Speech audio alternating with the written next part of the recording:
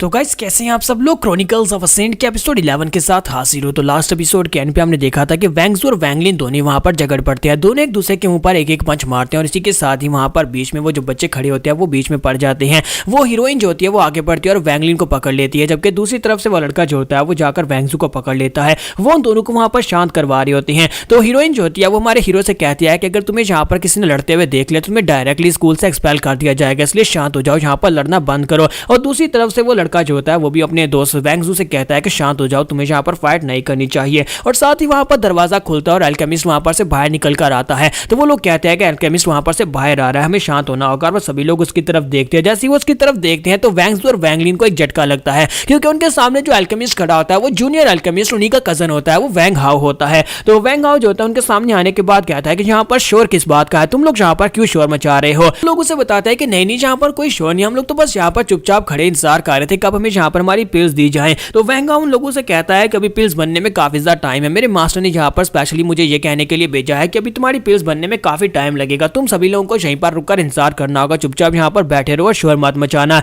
जबकि वैंग ज़ाओ जो होता है उसकी तरफ देखने के बाद हम करता है, क्योंकि उसे इस बात से काफी गुस्सा होता है। जब वो उसकी तरफ देखता है तो वो भी काफी गुस्सा होता है, लेकिन साथ ही उसकी नजर वहां पर अपने वैंगलिन के ऊपर पड़ती है। उसे देखते ही वो बहुत ज्यादा खुश हो जाता है और कहता है कि मेरे दोस्त वैंगलिन तुम यहाँ पर क्या कर रहे हो। और वो जल्दी से भागता है, उसके पास जाता है, उसका हाथ पकड़ता है और उसे साइड के ऊपर ले जाता है और उसे कहता है कि ये क्या तुम्हारे चेहरे के साथ क्या हुआ। तो वो उसे दूसरी तरफ इशारा करके बताता है कि मेरी उसके साथ फाइट हुई। तो वो कहता है कि वो कमीना है ही इस लायक, तुम्हें उसे और ज्यादा पीटना चाहिए था। फिर साथ ही वहां पर उसे कहता है कि मुझे लगता है कि तुमने यहाँ पर उसे अच्छा सबक सिखाया होगा। वैंग्सू भी गुस्से के साथ उसे कहता है कि तुम लोग मेरी तरफ इस तरह से घूर कर क्या देख रहे हो, क्या मार खाना चाहते हो। जबकि वैंग हाओ जो होता है वो हमारे वैंगलिन से कहता है कि उसको छोड़ो, उसके ऊपर ध्यान देने की जरूरत नहीं है, मैं चाहता हूँ कि तुम यहाँ पर सिर्फ और सिर्फ मार्शल आर्ट्स के ऊपर ध्यान दो और सेठ बनने की रास्ते के ऊपर आगे बढ़ो। इस बात की बहुत ज्यादा खुशी है कि तुम यहाँ पर एक इनर सर्कल बनकर मेरे सामने खड़े हो, क्योंकि तुम तो फेल हो गए थे लेकिन उसके बावजूद तुम यहाँ पर इनर सर्कल बनकर आ गए। प्लीज मुझे माफ करना कि वहां पर उन सभी के सामने मैं तुमसे कुछ कहना चाहता था जब तुम फेल हुए थे, लेकिन मेरे फादर ने वहां पर मुझे इशारा किया कि मुझे नहीं बोलना चाहिए, इसी वजह से मैं बोल नहीं पाया। तुम्हारा वैंगलिन उसे कहता है कोई बात नहीं, तुम्हारा बहुत बहुत शुक्रिया मेरा साथ देने के लिए। और इसी के साथ ही उसे कहता है कि दोस्त मेरे पास तुम्हारे लिए कुछ है। और वो अपने पास से 3 पिल्स निकालता है और उसे कहता है कि इन्हें अपने पास रख लो, इन्हें जल्दी से छुपा लो ताकि कोई इन्हें देखने ना पाए। तुम्हारा वैंगलिन उसके पास से पिल लेकर छुपा लेता है, लेकिन वो उसे बताता नहीं है कि ये पिल किस लिए है। और इसी के साथ ही अंदर से आवाज आती है, उसका मास्टर उसे कहता है कि मोटू तुम वहां पर कर क्या रहे हो, जल्दी से अंदर आओ, मुझे यहाँ पर तुम्हारी जरूरत है। तो वैंग हाओ कहता है जी मास्टर मैं आ गया। और वो वैंगलिन से कहता है कि मैं आता हूँ, बहुत ही जल्दी तुम्हारी पिल्स तैयार हो जाएंगे। और वो जल्दी से अंदर चला जाता है। उसके अंदर चले जाने के बाद हमारा वैंगलिन और वैंग हाओ दोनों एक दूसरे की तरफ वहां पर घूर कर देख रहे होते हैं, लेकिन उनके पास और कोई चारा नहीं होता। जब तक यहाँ पर पिल्स रेडी नहीं हो जाती तब तक उन्हें यहाँ पर इसी एक ही रूम के अंदर बैठकर इंतजार करना होगा। तो वो सभी लोग वहां पर वहीं पर बैठ जाते हैं। जबकि वैंग हाओ जो होता है वो आगे बढ़ता जाकर उसे कहता है कि मेरे इस पंच को याद रखना। तो हमारा वैंगलिन उसे कहता है हाँ क्यों नहीं, तुम भी इस पंच को याद रखना, क्योंकि अगली बार ये पंच जब तुम्हें पड़ेगा तुम्हारा जबड़ा टूटेगा। और साथ ही वहां पर शाम हो जाती है और शाम के वक्त का सीन दिखाता है कि वो सभी लोग जो होते हैं वहां पर अलग अलग बैठे होते हैं।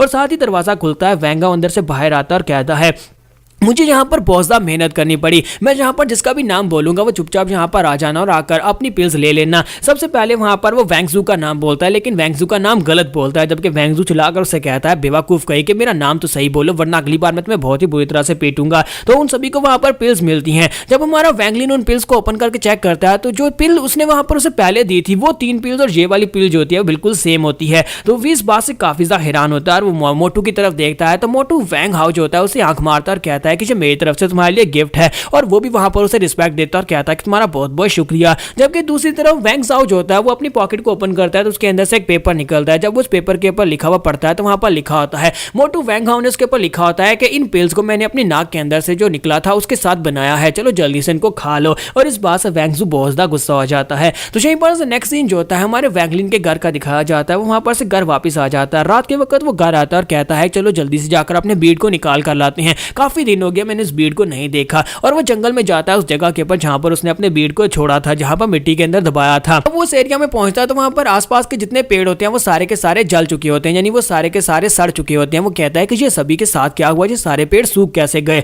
और वो जल्दी से भागता हुआ आगे बढ़ता और कहता है कि मैंने उसे कहां पर दबाया था। और वो ढूंढ कर आखिर जाकर उसे वो मिल ही जाता है। वो उस बीड को वहां पर से निकालता है। जैसे वो बीड को निकालता है इसी के साथ उसे एक बीड के घुराने की आवाज, सॉरी बीस्ट के घुराने की आवाज आती है। तो वो अपने आसपास देखता और कहता है कि ये क्या यहाँ पर अचानक से किस बीस्ट की आवाज ऐसे लगा जैसे कोई बड़ा टाइगर मेरे पीछे खड़ा हो, लेकिन वहां पर कोई भी नहीं होता। तो वो कहता है लगता है कोई हेलुसिनेशन थी, और साथ ही वो अपने बीट को उठा लेता है, उसे उठाता है और बड़ी तेजी के साथ भागता हुआ अपने घर वापस आ जाता है। घर आने के बाद वहां पर उस बीट को अपने हाथ में पकड़कर बैठा होता है और कहता है अगर मैं यहाँ पर ठीक से याद कर रहा हूँ तो लास्ट टाइम जब इस बीट को मैंने अपने हाथ में पकड़ा था तो इस कोर के ऊपर सिर्फ और सिर्फ 6 ही बादल थे, यानी 7वां बादल जो था वहां पर ज़ैंग हाओ के बीमार होने के बाद बना था, और उसके बाद यहाँ पर पूरे 10 बादल बन चुके हैं, यानी कि उस बीट के ऊपर 10 बादल होते हैं। और वो इस बात से काफी हैरान होता है और कहता है कि मुझे समझ नहीं आ रही कि इसके ऊपर इतने सारे क्लाउड्स आए कहां से हैं। ऐसा तो नहीं है कि जहां पर आसपास के पानी को एब्जॉर्ब करके इसके ऊपर जो बादल बनते हैं वो पानी के एब्जॉर्प्शन से बनते हैं, क्योंकि उस वक्त भी मैंने इसे पानी के अंदर रखा था, जिसकी वजह से पानी के अंदर रखने से इसके ऊपर बादल बनते जा रहे हैं। लेकिन इसके साथ बनेगा क्या, इसका मतलब क्या है, क्या इसकी फार्म चेंज हो चुकी है, यहाँ पर इसके साथ कुछ और बनने वाला है। और इसी के साथ ही वो उसे पानी के अंदर रखता है। जब वो उसे पानी के अंदर रख देता है और साथ ही उस पानी को पीता है कि चलो जरा इसको टेस्ट करके देखते हैं, क्या पता 10 बादल इसके ऊपर बनने की वजह से इसके जो टेस्ट है यानी इनके जो इफेक्ट्स हैं वो चेंज हो गए हों। जब वो उसे पीता है तो उसके अंदर काफी सारी मिट्टी होती है। वो कहता है कि इसके अंदर तो सिर्फ और सिर्फ मिट्टी का जायका आ रहा है, लगता है कि मैं इसे ठीक तरह से धोना भूल गया। और इसके अलावा तो यहाँ पर और कोई भी ऐसा नया इफेक्ट नहीं आया। मुझे तो लगा था कि शायद इसके अंदर से कोई नई पावर्स निकलेंगी। इसी के साथ ही वो कहता है क्यों ना मैं यहाँ पर इसको जला कर देखूं, और वो मोमबत्ती के ऊपर उसे रखता है और उसे जलाने की कोशिश करता है, लेकिन वो जलता नहीं है। और वो कहता है कि ये क्या, ये एक्सपेरिमेंट भी फेल हो गया। फिर साथ ही वो कहता है कि आखिर इसका मतलब क्या है, इसके ऊपर बादल जो है वो चेंज हो चुके हैं, तो क्यों ना यहाँ पर इसे तोड़ कर देखते हैं। और इसी के साथ ही वो टेबल उठाकर उसके ऊपर दे मारता है, लेकिन साथ ही वहां पर टेबल के अंदर क्रैक्स पड़ जाते हैं, लेकिन वो बीड नहीं टूटता। तो वो कहता है ये तो बिल्कुल बेकार है, मुझे लगा था कि यहाँ पर 10 बादल इसके ऊपर बनने के बाद यहाँ पर इसकी फार्म चेंज होगी और यहाँ पर इसको एब्जॉर्ब किया जा सकता है। और इसी के साथ ही वो उस बीड को अपने सामने टेबल के ऊपर रखकर उसी की तरफ देखना शुरू कर देता है, यानी कि वहां पर बैठकर उसको घूरना शुरू कर देता है। तो जब वो वहां पर उस बीड को घूर रहा था, इसी के साथ उसे नींद आ जाती है, और जैसे वो वहां पर सोता है इसी के साथ उसकी आंखें खुलती है और वो एक इनर स्पेस के अंदर होता है। और इस बात से वो काफी हैरान होता है। एक अजीब सी इनर स्पेस होती है, काफी ज्यादा बड़ी वेस्ट स्पेस होती है, और उसके अंदर बहुत सारे गोले पड़े होते हैं जो चमक रहे होते हैं। वैंग हाओ कहता है कि ये कौन सी जगह है, मैं कौन सी जगह के ऊपर आ गया, क्या मैं यहाँ पर कोई सपना देख रहा हूँ? लेकिन अगर ये सपना है तो फिर मुझे याद कैसे आया कि यहाँ पर सोने से पहले मैं क्या कर रहा था और यहाँ पर अभी मैं क्या कर रहा हूँ, ये कोई सपना नहीं हो सकता। फिर साथ ही वो कहता है कि ये कोई सपना नहीं है, मुझे लगता है कि मैं उस भीड़ के अंदर आ गया हूँ, ये उस भीड़ की इनर स्पेस हो सकती है। आज से पहले मैंने कभी इस तरह की कोई स्पेस नहीं देखी। इसी के साथ ही वैंग लिन वहां पर से आगे की तरफ बढ़ना स्टार्ट करता है और कहता है कि वो यहाँ पर जो बड़े बड़े एनर्जी के गोले क्या है, ये इतने ज्यादा चमक क्यों रहे हैं। और इसी के साथ ही वो जाकर एक गोले को टच करता है, जैसे वो उसको टच करता है उसका हाथ दर्द करता है, और इसी के साथ ही वो फिर से इनर स्पेस से बाहर निकल आता है। और बाहर निकलने के बाद वो अपनी आंखें खोलता है और कहता है कि ये क्या, मैं उठ गया और यहाँ पर हुआ क्या, मेरे हाथ के ऊपर चोट कैसे लगी। ऐसे लगता है कि जैसे मैं वाकई में किसी दुनिया के अंदर गया था, यानी किसी दूसरी स्पेस के अंदर चला गया था और वहां पर मैंने किसी चीज को सही से छुआ था। मेरे हाथ के अंदर अभी भी यहाँ पर वो टिंगलिंग फीलिंग आ रही है। और साथ ही वो उस भीड़ की तरफ देखता है। जब वो भीड़ के ऊपर देखता है तो वहां पर जो बादल होते हैं वो खत्म हो चुके होते हैं। तो वो कहता है कि ये क्या हुआ, इस भीड़ के ऊपर जितने बादल थे वो सारे के सारे गायब कैसे हो गए। ऐसा लगता है कि जैसे यहाँ पर जो कुछ भी था वो भीड़ की वजह से हुआ हो। मैं यहाँ पर इस भीड़ को देखते ही देखते यहाँ पर सो गया था, लेकिन इसको देखने की वजह से यहाँ पर ये सब कुछ कैसे हो सकता है, कहीं ये एक्टिवेट तो नहीं हो गया था। मुझे लगता है कि इसके ऊपर 10 बादल होने के बाद इसका नया इफेक्ट एक्टिवेट हो चुका है, यानी कि मैं इसके इनर स्पेस के अंदर जा सकता हूँ। तो क्यों ना मैं यहाँ पर दोबारा ट्राई करके देखूं मैंने क्या किया था। और साथ ही वहां पर फिर से भीड़ को सामने रखकर घूरना स्टार्ट करता है। जैसे ही वो उसको घूरता है इसी के साथ वो फिर से उसकी इनर स्पेस के अंदर चला जाता है। तो वैंग लिन अंदर जाने के बाद काफी ज्यादा खुश होता है, क्योंकि अब यहाँ पर उसे पता चलता है कि वो एक नई स्पेस के अंदर है जहाँ पर बैठकर वो कल्टीवेट भी कर सकता है, क्योंकि वहां पर जो एनर्जी होती है वो बहुत ज्यादा थिक होती है। तो वैंग लिन कहता है कि यहाँ पर तो बहुत ही थिक एनर्जी, अगर मैं इसको जहाँ पर बैठकर ऑब्जर्व करता हूँ, मेडिटेट करता हूँ, तो मैं बहुत ही जल्दी यहाँ पर की कंसंट्रेशन ड्राम में ब्रेक थ्रू कर लूंगा। इस भीड़ का चलो कोई ना कोई फायदा तो हुआ। तो यहाँ पर हम लोग अपनी एपिसोड 11 का एंड करेंगे। नेक्स्ट एपिसोड में देखेंगे कि क्या ये यहाँ पर फर्स्ट लेवल पर ब्रेक थ्रू कर लेगा। तो एपिसोड की एक्सप्लेनेशन अच्छी लगी तो कमेंट करके जरूर बताइएगा। वीडियो को लाइक करना मत भूलिएगा। Thank you.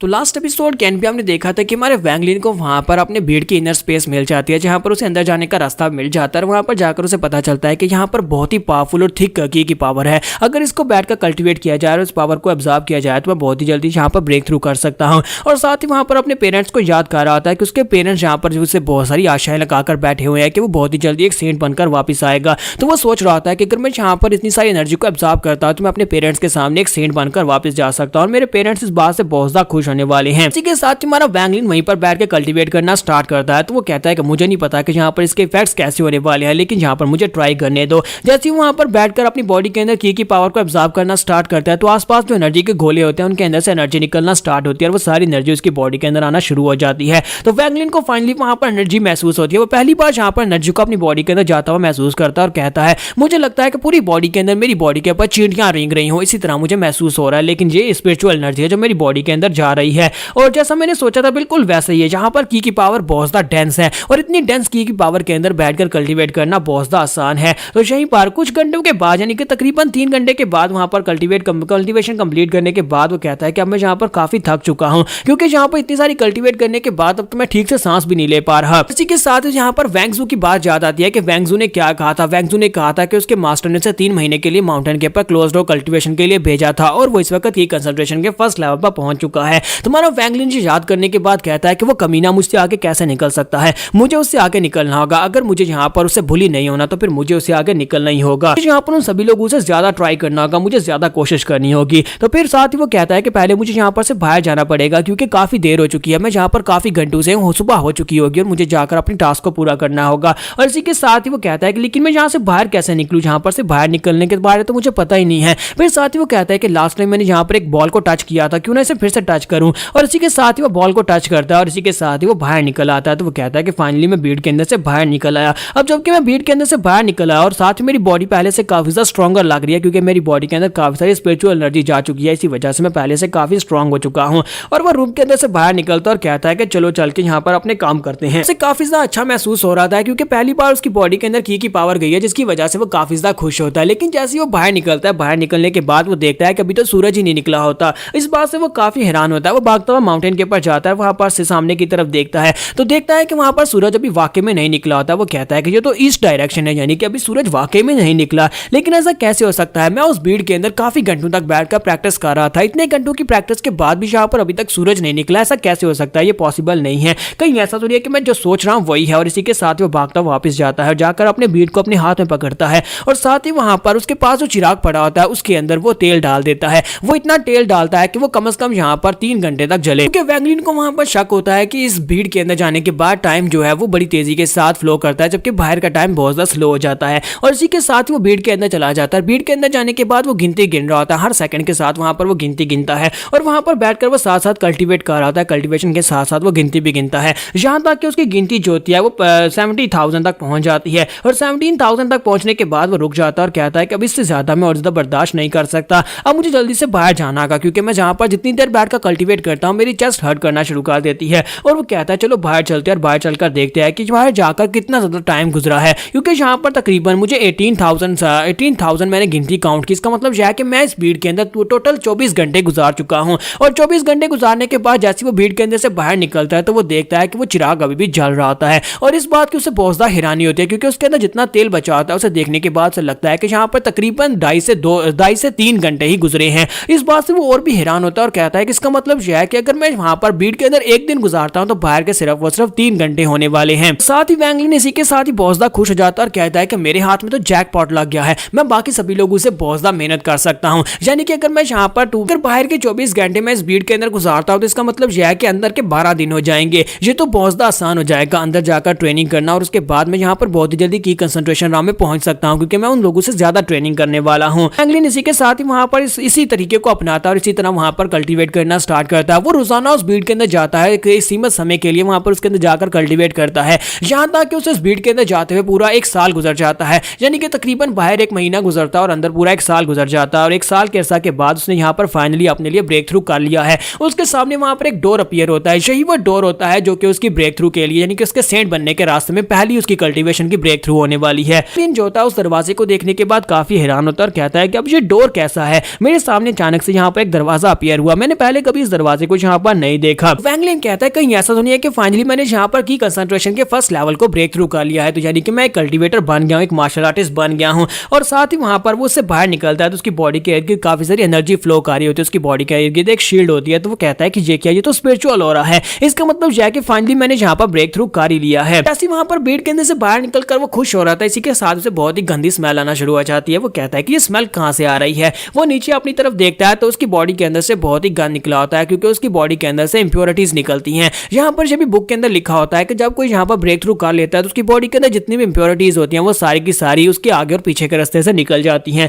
तो उस बेचारे के कपड़े गंदे हो चुके होते हैं। वो कहता है कि मुझे जल्दी से जल्दी इनको उतार कर धोना होगा और वो बाहर आता है और आकर अपने कपड़े उतार कर उनको धो देता है और काफी ज्यादा खुश हो रहा था कि फाइनली यहाँ पर मैंने ये सब कुछ कर लिया। तो वैंगलिन कहता है कि अब जबकि मैं यहाँ पर पहले लेवल पर पहुंच चुका हूँ, मेरी बॉडी के अंदर की पावर आ चुकी है और मैं की को यूज कर सकता हूँ, तो अब यहाँ पर वक्त है उस बुक के अंदर लिखी हुई तीनों मार्शल आर्ट्स की टेक्निक्स को मास्टर करने का। और इसी के साथ ही वो उस बुक को लेता है और एक केव के ऊपर चला जाता है, एक झरने के पास जाकर बैठा होता है और सोच रहा होता है कि अब यहाँ पर सबसे पहले मैं क्या करूँ। बुक के अंदर 3 आर्ट्स लिखी होती है। सबसे पहली आर्ट का नाम होता है अर्थ स्प्लिटिंग आर्ट, दूसरी का नाम होता है फायरबॉल आर्ट और तीसरी का नाम होता है अट्रैक्शन आर्ट। तो सबसे पहले वो कहता है कि चलो यहाँ पर अर्थ स्प्लिटिंग आर्ट को यूज करते हैं। तो इसी के साथ ही वहां पर उसको पढ़ने के बाद, उसके प्रोसीजर को देखने के बाद वो अपनी उंगली के अंदर सारी की सारी एनर्जी को गैदर करता है और वहां पर वो एक चट्टान की तरफ अपनी उंगली करता है और कहता है कि अर्थ स्प्लिटिंग आर्ट। लेकिन इसी के साथ ही वहां पर कुछ भी नहीं होता। वहां पर बहुत ज्यादा जोर लगाने के बाद वो दोबारा ट्राई करता है। जब वो दोबारा ट्राई करता है तभी वहां पर कुछ नहीं होता और इसी के साथ ही वहां पर बैठकर गाजरें खा रहा था, जबकि उसके साथ वहां पर कुछ रैट्स होते हैं जो उसकी तरफ देखकर लात टपका रहे होते हैं।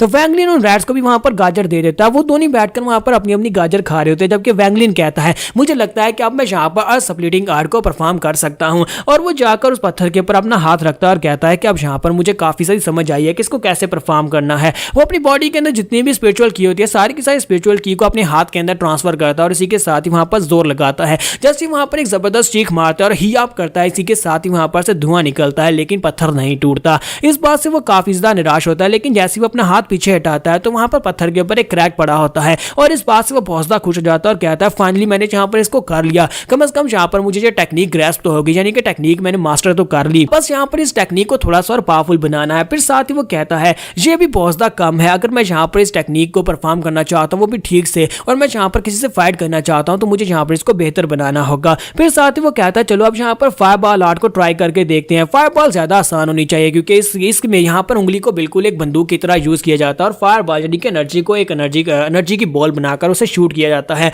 और वो अपनी उंगलियों को सामने की तरफ करता है, बॉडी के अंदर से सारी की सारी एनर्जी को अपने हाथ में गैदर करता है और साथ ही कहता है अब यहाँ पर एनर्जी बीम निकलने वाली है। लेकिन जैसे ही वहां पर वो ये करता है तो इसी के साथ एनर्जी बीम खत्म हो जाती है, उसके हाथ के अंदर से बिल्कुल भी शूट नहीं होता, एनर्जी नहीं निकलती। वो काफी बार वहां पर ट्राई करता है लेकिन इसके बावजूद वो फायरबॉल टेक्निक को मास्टर नहीं कर पाता और कहता है कि मुझे नहीं लगता कि मैं यहाँ पर फायरबॉल टेक्निक को मास्टर कर पाऊंगा, ये बिल्कुल भी काम नहीं करेगी क्योंकि इसकी वजह से मेरी बॉडी के अंदर से बहुत सारी स्पिरिचुअल की बहुत ही तेजी के साथ ड्रेन हो जाती है और मेरे पास इतनी स्पिरिचुअल की नहीं है कि मैं फायरबॉल टेक्निक को परफॉर्म कर सकूं। साथ ही वो कहता है कि चलो इस वाली टेक्निक को स्किप करते हैं और यहाँ पर तीसरी वाली टेक्निक को अप्लाई करके देखते हैं, जिससे मैं यहाँ पर अपनी की मदद से चीजों को मैनिपुलाइज कर सकता हूँ, चीजों को अपनी तरफ अट्रैक्ट कर सकता हूँ। तो क्या जी यहाँ पर तीसरी वाली टेक्निक को मास्टर कर पाएगा या फिर उसको भी स्किप कर देगा, तो यहाँ पर ये हम लोग नेक्स्ट एपिसोड में देखेंगे। एपिसोड की एक्सप्लेनेशन अच्छी लगी हो तो कमेंट करके जरूर बताइएगा, वीडियो को लाइक करना मत भूलिएगा। Thank you.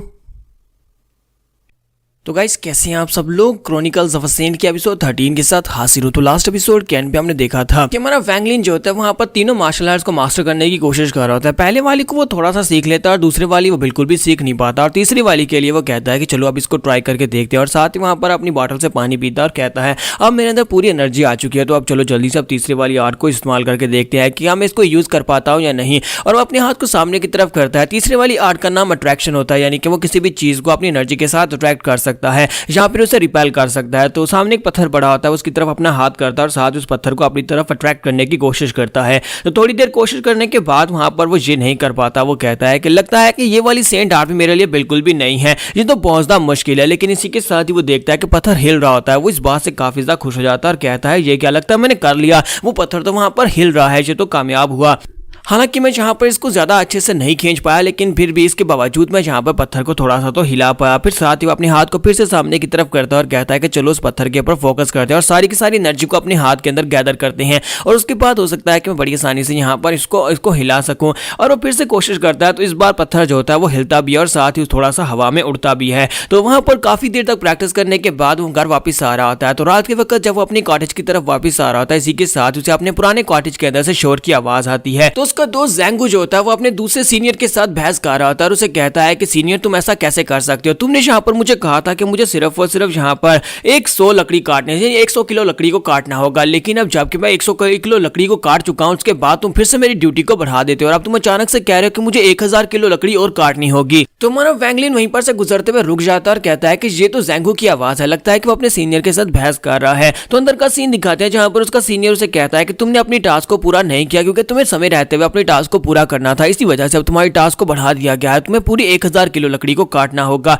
तो ये बात सुनने के बाद जैंगो चिल्लाकर उसे कहता है कि अपनी बकवास बंद करो, ये क्या बकवास हो रही है, लगता है कि तुम जहां पर ये सब कुछ जानबूझ कर गा रहे हो क्योंकि लास्ट टाइम मैंने तुम्हें देख लिया था माउंटेन के ऊपर वो दूसरे लड़के के पास से रिश्वत लेते हुए, वो तुम्हें कुछ तलिस्मन दे रहा था और इसी वजह से तुम यहाँ पर अपना गुस्सा मेरे ऊपर उतार रहे हो। तो ये बात सुनने के बाद वो सीनियर लड़का उसे कहता है यही तो वजह है कि तुमने यहाँ पर मुझे रिश्वत लेते हुए देख लिया था। इसी के साथ ही जैंगू से कहता है कि अब मुझे समझ आ गया कि तुम मेरे साथ ये सब कुछ क्यों कर रहे हो, तुम जानबूझ कर कर रहे हो क्योंकि मुझे पता है कि तुम उस लड़के जूफू के पास से कुछ सेंट तलिस्मन ले रहे थे ताकि तुम उसे आसानी से टास्क जो है उसको पास करवा सको। तुमने उसे टास्क भी नहीं थी और वो आराम से अपने कमरे के अंदर बैठा रहता है और उसी वजह से वो काम भी नहीं करता। अब क्योंकि मेरे पास इतने पैसे नहीं है कि मैं तुम्हें दे सकूं और इसी वजह से अपना काम करवा सकूं, इसी वजह से तुम यहाँ पर मेरे पर बोझ डालना चाहते हो। इस बात से वो लड़का जो होता है सीनियर लड़का काफी ज्यादा गुस्सा हो जाता है। वहां पर साइड के ऊपर एक कुल्हाड़ा पड़ा होता है, वो उस कुल्हाड़े को उठा लेता है और कहता है बेवकूफ लड़के, तुम्हें यहाँ पर बीच में नहीं पड़ना चाहिए था, तुम्हें वो नहीं देखना चाहिए था जो तुमने देख लिया है। क्या तुम्हें पता है कि अगर तुम इस बात को जाकर मास्टर सेंट्स को बता देते हो तो वो लोग मेरे पास जाकर तलाशी लेंगे, अगर मेरे पास से उन्हें तलिस्मन मिल जाते हैं, उन्हें पता चल जाता है कि मैंने रिश्वत ली है, फिर मुझे डिस्पेल कर दिया जाएगा, लेकिन मैं ऐसा बिल्कुल भी नहीं होने दूंगा। अब इस राज के साथ तुम्हें मरना होगा ताकि किसी को इस बारे में पता ना चले। और इसी के साथ वो कुल्हाड़ा लेकर उसके ऊपर अटैक करने के लिए आगे बढ़ जाता है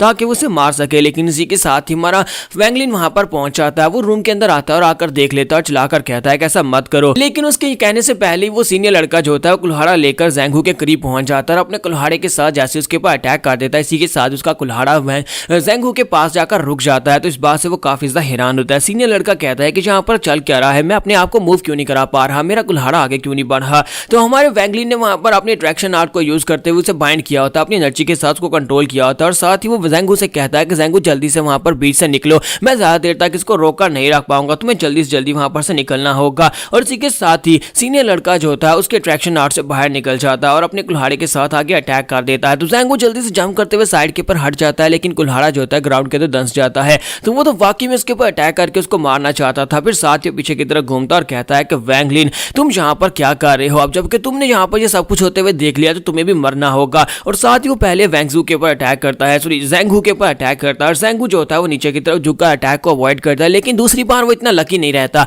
कुल्हाड़ा जो होता है सीधा उसकी गाल के ऊपर लगता है, उसकी गाल को छूकर गुजर जाता है जिससे उसकी गाल बहुत ही बुरी तरह जख्मी हो जाती है और ब्लड निकलना शुरू हो जाता है। तो वैंगलिन चिल्लाकर उसे कहता है कि जो तुम क्या कर रहे हो इसको मत मारो वरना तुम्हारे साथ बहुत ही बुरा होगा। और साथ ही वो चिल्लाकर उसे कहता है कि रुक जाओ, लेकिन उसके अट्रैक्शन आर्ट वहां पर काम नहीं कर रही होती, सिर्फ एक ही बार उसकी अट्रैक्शन आर्ट काम करती है। तो वैंगलिन कहता है कि मेरी आर्ट यहाँ पर काम क्यों नहीं कर रही। और दूसरी तरफ दिखाता है कि सीनियर लड़का जो होता है वैंगजू के नीचे गिरने के बाद अपना कुल्हाड़ा उठाता है और उसकी गर्दन के ऊपर मारने लगता है और कहता है ये सब कुछ यहीं पर खत्म होने वाला है। और जैंगू भी वहां पर चिल्ला रहा होता है कि उसे लगता है कि शायद वो मरने वाला है, लेकिन साथ ही दिखाते हैं कि वैंगलिन वहां पर एक जबरदस्त चीख मारता है, चिल्लाकर कहता है कि रुक जाओ। जैसे वो चीख मारता है इसी के साथ उसकी बॉडी के अंदर से छुपी हुई पावर निकल आती है, बहुत सारी कोर एनर्जी की पावर निकलती है जो कि एक पंजा बनाती है और एक पंजा बन जाता है जिसके साथ वो जाकर सीनियर लड़के को पकड़ लेता है। एनर्जी से बने पंजे के साथ ही वो उसे उठाकर साइड वाली दीवार के साथ पटकाता है और साथ ही उसे वहीं पर बाइंड कर लेता है। तो जब वो वहां पर बाइंड हो जाता है तो हमारा वैंगलिन चिल्लाकर उसे कहता है कि जैंगू जैंगू क्या तुम ठीक हो। तो जैंगू अपने चेहरे के ऊपर हाथ रख के खड़ा आता है और उसे कहता है कि हाँ मैं ठीक हूँ।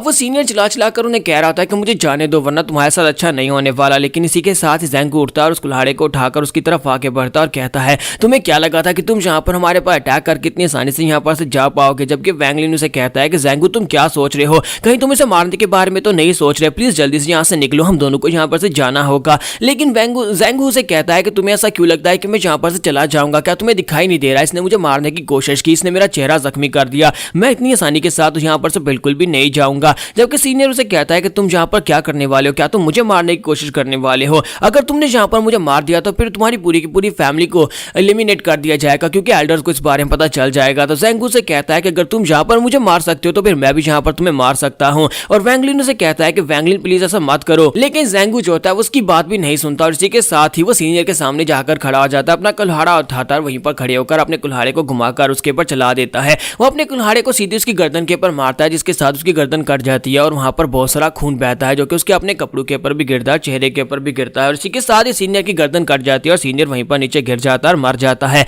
जबकि इस बात से वैंगलिन को भी काफी ज्यादा झटका लगता है। वो वहीं पर नीचे बैठ जाता है और कहता है कि तुमने क्या कर दिया, तुमने क्या कर दिया, तुमने एक सीनियर को मार दिया। ज़ैंगू से कहता है कि लड़के तुमने देखा नहीं, ये दुनिया बहुत ज्यादा अनफेयर है जहां पर कमजोर लोगों के लिए कोई जगह नहीं है। मैं कमजोर था, इसने मुझे मारने की कोशिश की। अगर मैं जहां पर स्ट्रांग होता तो ये कभी मुझे मारने की कोशिश नहीं करता। अगर मैं जहां पर इसको नहीं मारता तो इसने मुझे मार दिया होता। सारी की सारी इसकी गलती है कि इसने मुझे फोर्स किया। अगर मैं इसको नहीं मारता तो ये मुझे मार देता। तो वैंगलिन की तरफ देखता है कि वैंगलिन बेचारा शॉक में बैठा होता है। तो उसकी तरफ देखने के बाद वो आगे बढ़ता है, जाकर सीनियर के पास से उसने जो रिश्वत के तलिस्मन्स लिए थे वो सारे के सारे तलिस्मन्स बाहर निकाल लेता है और उन तलिस्मन्स को निकाल कर उसे कहता है, ये लो, ये सारे के सारे तलिस्मन्स तुम्हारे हैं, ये तुम्हारे लिए हैं। मैं चाहता हूं कि इन सभी को तुम अपने पास रखो। तो वैंगलिन से कहता है कि अब इस बात का क्या मतलब है। तो ज़ैंगू से कहता है कि ये वो तलिस्मन्स हैं जो कि रिश्वत के तौर पर ये एक लड़के से ले रहा था ताकि उसे टास्क ना दे, और इसी वजह से क्योंकि मैंने इसे रिश्वत लेते हुए देख लिया था, ये मुझे मारना चाहता था। लेकिन अब जबकि यहाँ पर इसको मैंने मार डाला है तो इसके मरने के बाद अब एल्डर्स मुझे यहाँ पर नहीं रहने देंगे और मुझे सजा देंगे। उससे पहले मैं यहाँ से भागकर चला जाऊंगा।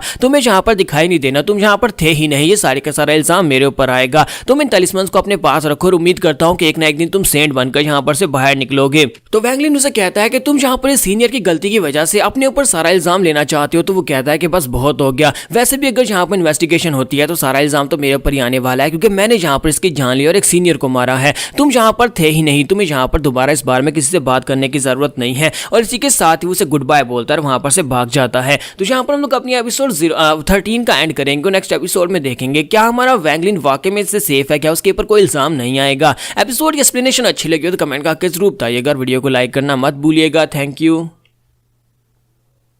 तो गाइस कैसे हैं आप सब लोग। क्रॉनिकल्स ऑफ अ सेंट के एपिसोड 14 के साथ हाजिर हो। तो लास्ट एपिसोड के एंड पे हमने देखा था कि ज़ैंगू वहां पर सीनियर को मार डालता है और उसे मारने के बाद भाग जाता है और साथ ही हमारा वैंगलिन वहीं पर रह जाता है। तो वैंगलिन वहां पर पड़े हुए सारे खून को साफ करता है, फिर साथ ही सीनियर की डेड बॉडी को उठाता है और उसे जाकर क्लिफ के ऊपर से नीचे धक्का दे देता है। और साथ ही वहां पर खड़े होकर वो सोच रहा था कि कमजोर की क्या जिंदगी होती है। तो वो सोच रहा था कि कमजोर की कोई जिंदगी नहीं, जो जब चाहे उसे मार सकता है। अगर ज़ैंगू वहां पर कमजोर था तो उसे यहाँ पर सीनियर ने मारने की कोशिश की और उसके बाद सीनियर कमजोर था तो उसे यहाँ पर एक ही झटके में ज़ैंगू ने मार दिया। यानी कि कमजोर की कोई जिंदगी नहीं है। अगर मैं यहाँ पर कमजोर हूं तो कल को कोई भी यहाँ पर मुझे बड़ी आसानी से मार सकता है, जैसे कि मेरे मास्टर ने मुझे मारने की कोशिश की क्योंकि मैं बहुत ज्यादा कमजोर था। तो वो कहता है कि मैं यहाँ पर आज से एक फैसला करता हूँ कि मैं यहाँ पर इस सीनियर की तरह बिल्कुल भी किसी के हाथ से नहीं मरने वाला, बल्कि मैं यहाँ पर एक सेंट बनकर रहूंगा। मैं सेंट बनने के लिए बहुत ज्यादा मेहनत करूंगा। और इसी के साथ ही नेक्स्ट सीन से वो ट्रेनिंग करना स्टार्ट कर देता है। और अब यहाँ पर ट्रैक्शन आर्ट को उसने काफी अच्छे से मास्टर कर लिया होता है। वो पत्थर को बड़ी आसानी से उठा सकता है और उसे उठाकर घुमा फिरा सकता है।